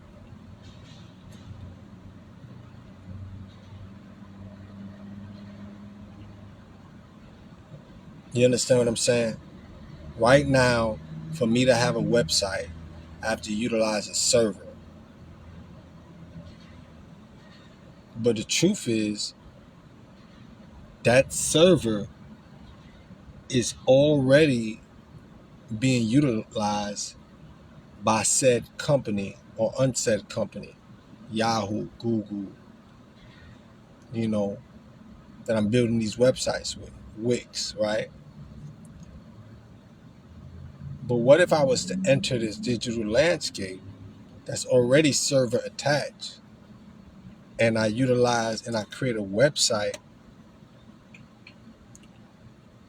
right? That has nothing to do with hosting on a server. You get what I'm saying? It's because everything is pixelated. You know what I'm saying? In comparison to what it's going to take for the activity of the implementation of the creation in this digital sphere of existence.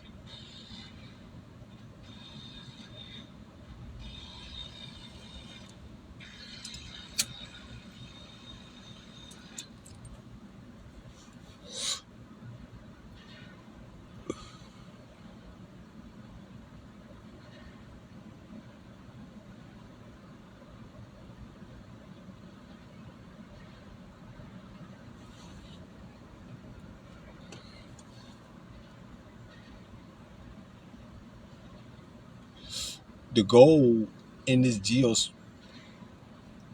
air geo, I said geospace, in this air geo, the goal isn't to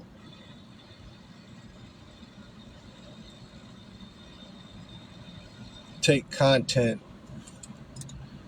from the goal isn't to take content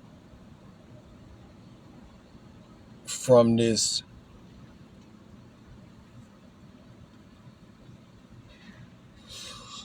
the goal isn't to take content from this website.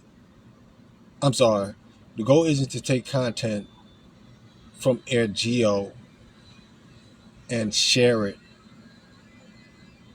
to the World Wide Web social media. That's not the goal. The goal is to have such an enriching, interactive experience that people from this world come into this world.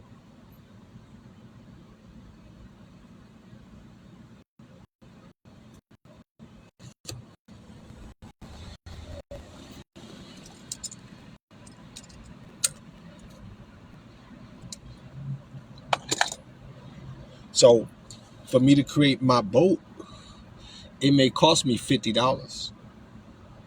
Create my yacht, right? Hell, I can go fishing.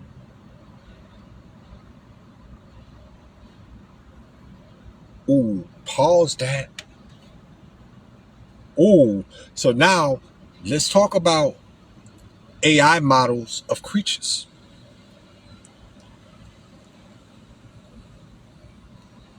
Let's talk about AI models of creatures.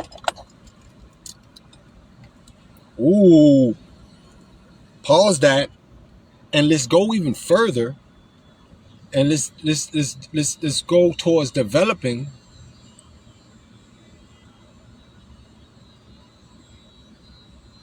a system that tags underwater creatures,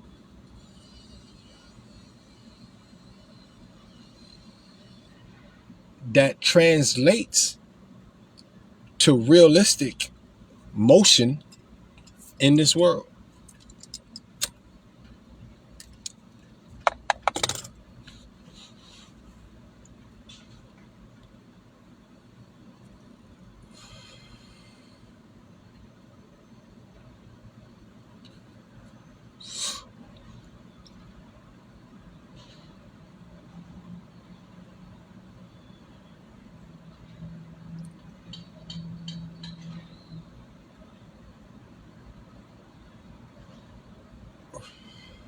That'll be fine.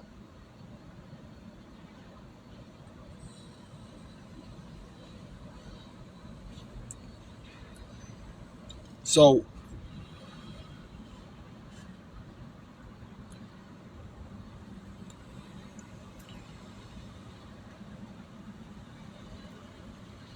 right now, there's a shark that's being tracked. They got a track on it. Is in the ocean.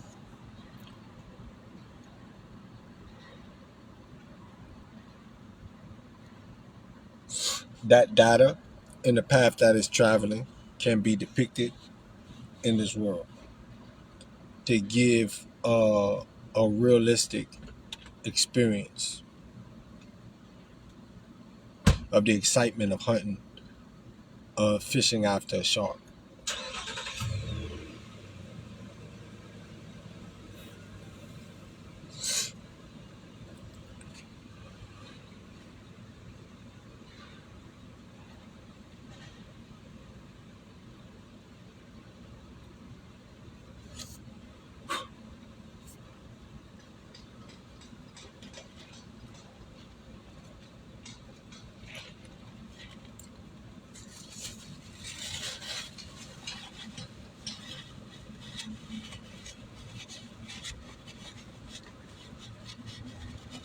This is very exciting to me because this is going to expand the creative process of artificial intelligence.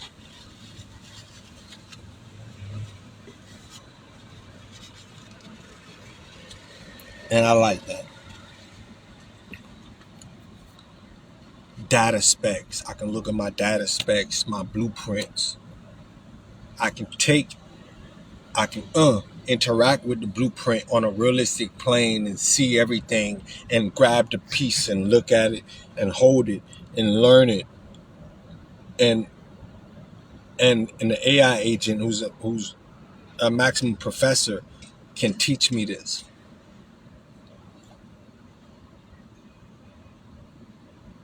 in a form of data and information that I can easily consume.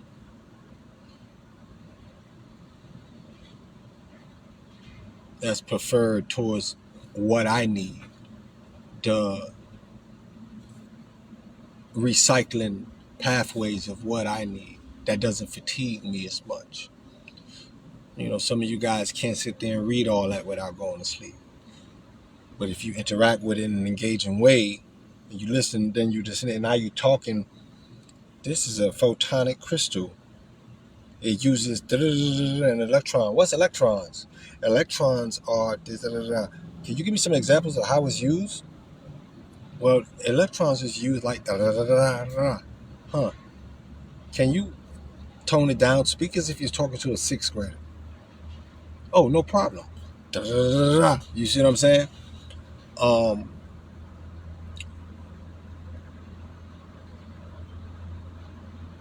this is way more enriching data.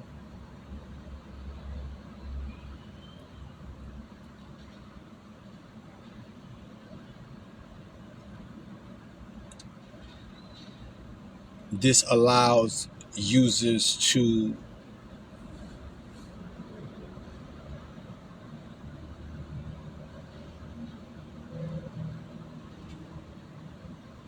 have spheres of existence in this world teaching.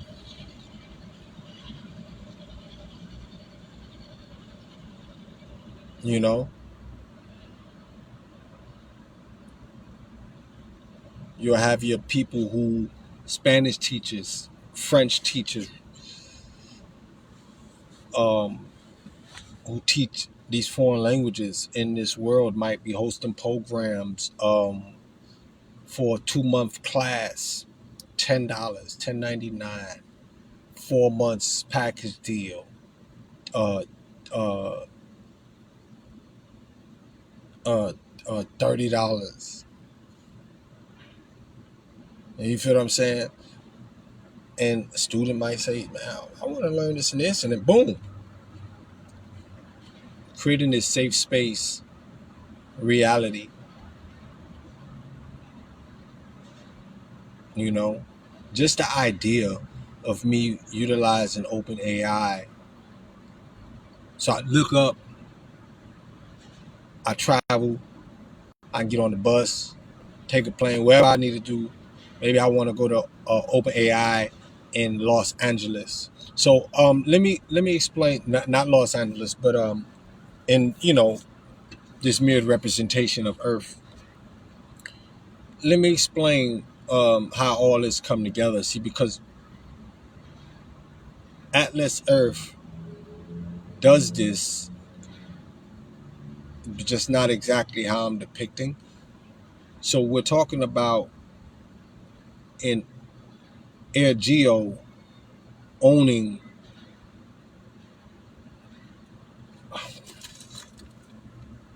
One second.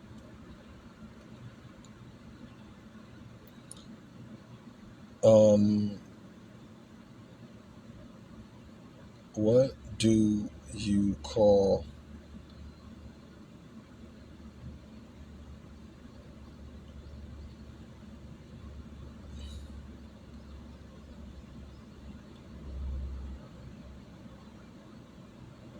Okay, so AirGeo, what you're owning is celestial coordinates.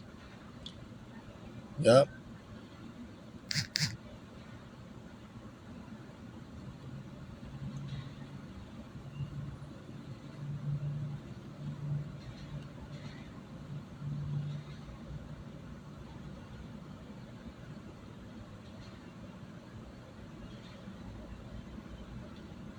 Yeah, you're owning celestial coordinates. So when you look at Atlas Earth, you have blocks all through the Earth, right? And so when you go ahead and you have blocks all through the Earth, right? But the truth is, the Earth is only down here. As you look up, that's endless space up there. So let's just say we get to a point where it's like we cap that off and we build a structure that expands and goes as long as the world on the sky. Look at your traditional building, one of the highest points of buildings, right? Going 100 feet above that, 50 feet above that, capping it off, right? To where the bottom of the earth is housed. Just an invisible spear, right? Now,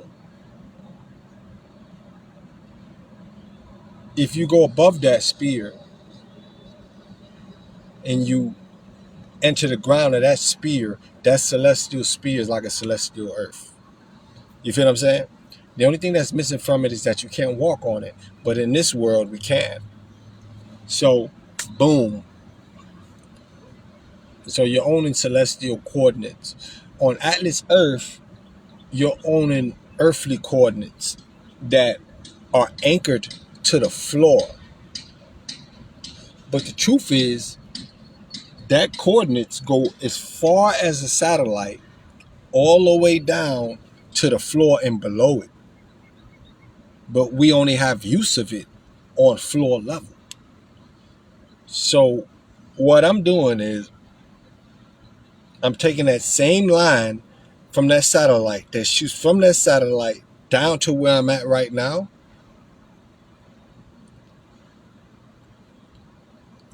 and I'm creating longitude and latitude coordinates and grids all through. So right now under my foot is a grid, right?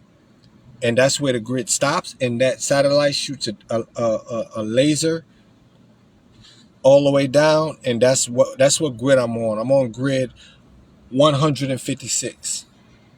There's trillions of grids, quadrillions of grids, right? And that's just on a horizontal axis, right? using vertical descension of the laser. But now when you look, if you cap it off as grid, grid, grid, grid, grid, right? Extending beyond conventional buildings that's on Atlas Earth, which are realistic depictions of what Earth is, right? And we cap it off, and now it's the portal. When you go through that portal, is where um this other world is, right? So now we're mirroring the actual world, but everything is called is named differently. You see what I'm saying? You can do a lot more, and it'll probably be a lot more entertaining, right? It'll be this creative space of existence, right? This is gonna open up pathways for, let's say you're a clothing designer and you design your own clothes, and you have these examples in Air Geo, right?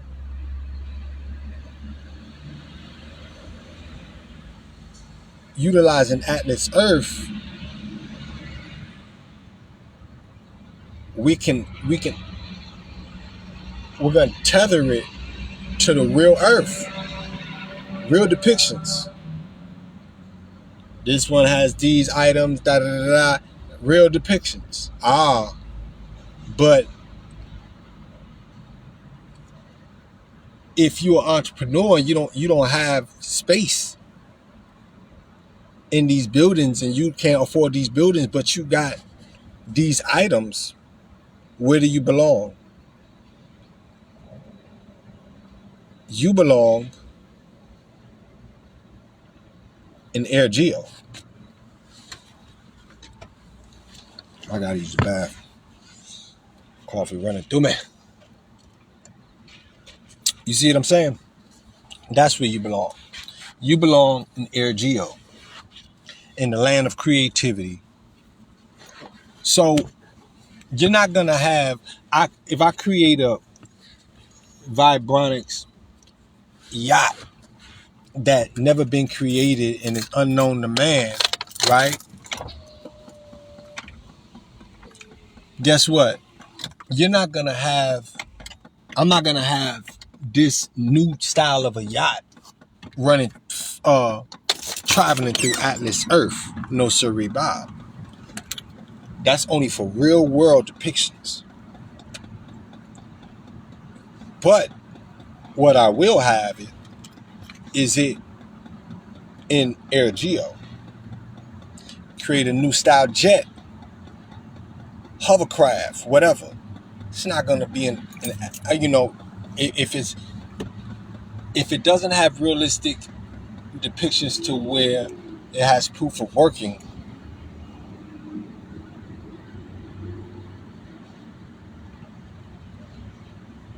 it belongs in Air Geo. If it's certified official product out in the world, it belongs on the Atlas Earth sphere. Again, one world, one globe, cap it in the middle, right? Two separate worlds. Um,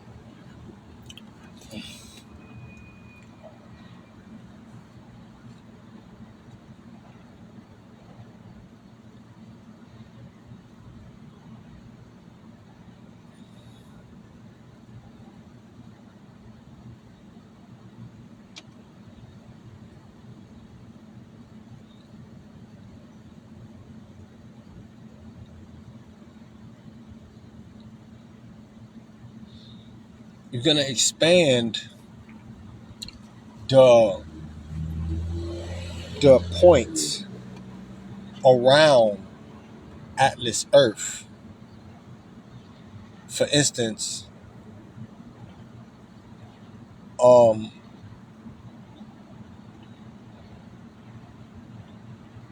if you're at a certain location at a park, you're walking around and you're giving this live feed, this is gonna allow ooh, this is gonna allow the engine to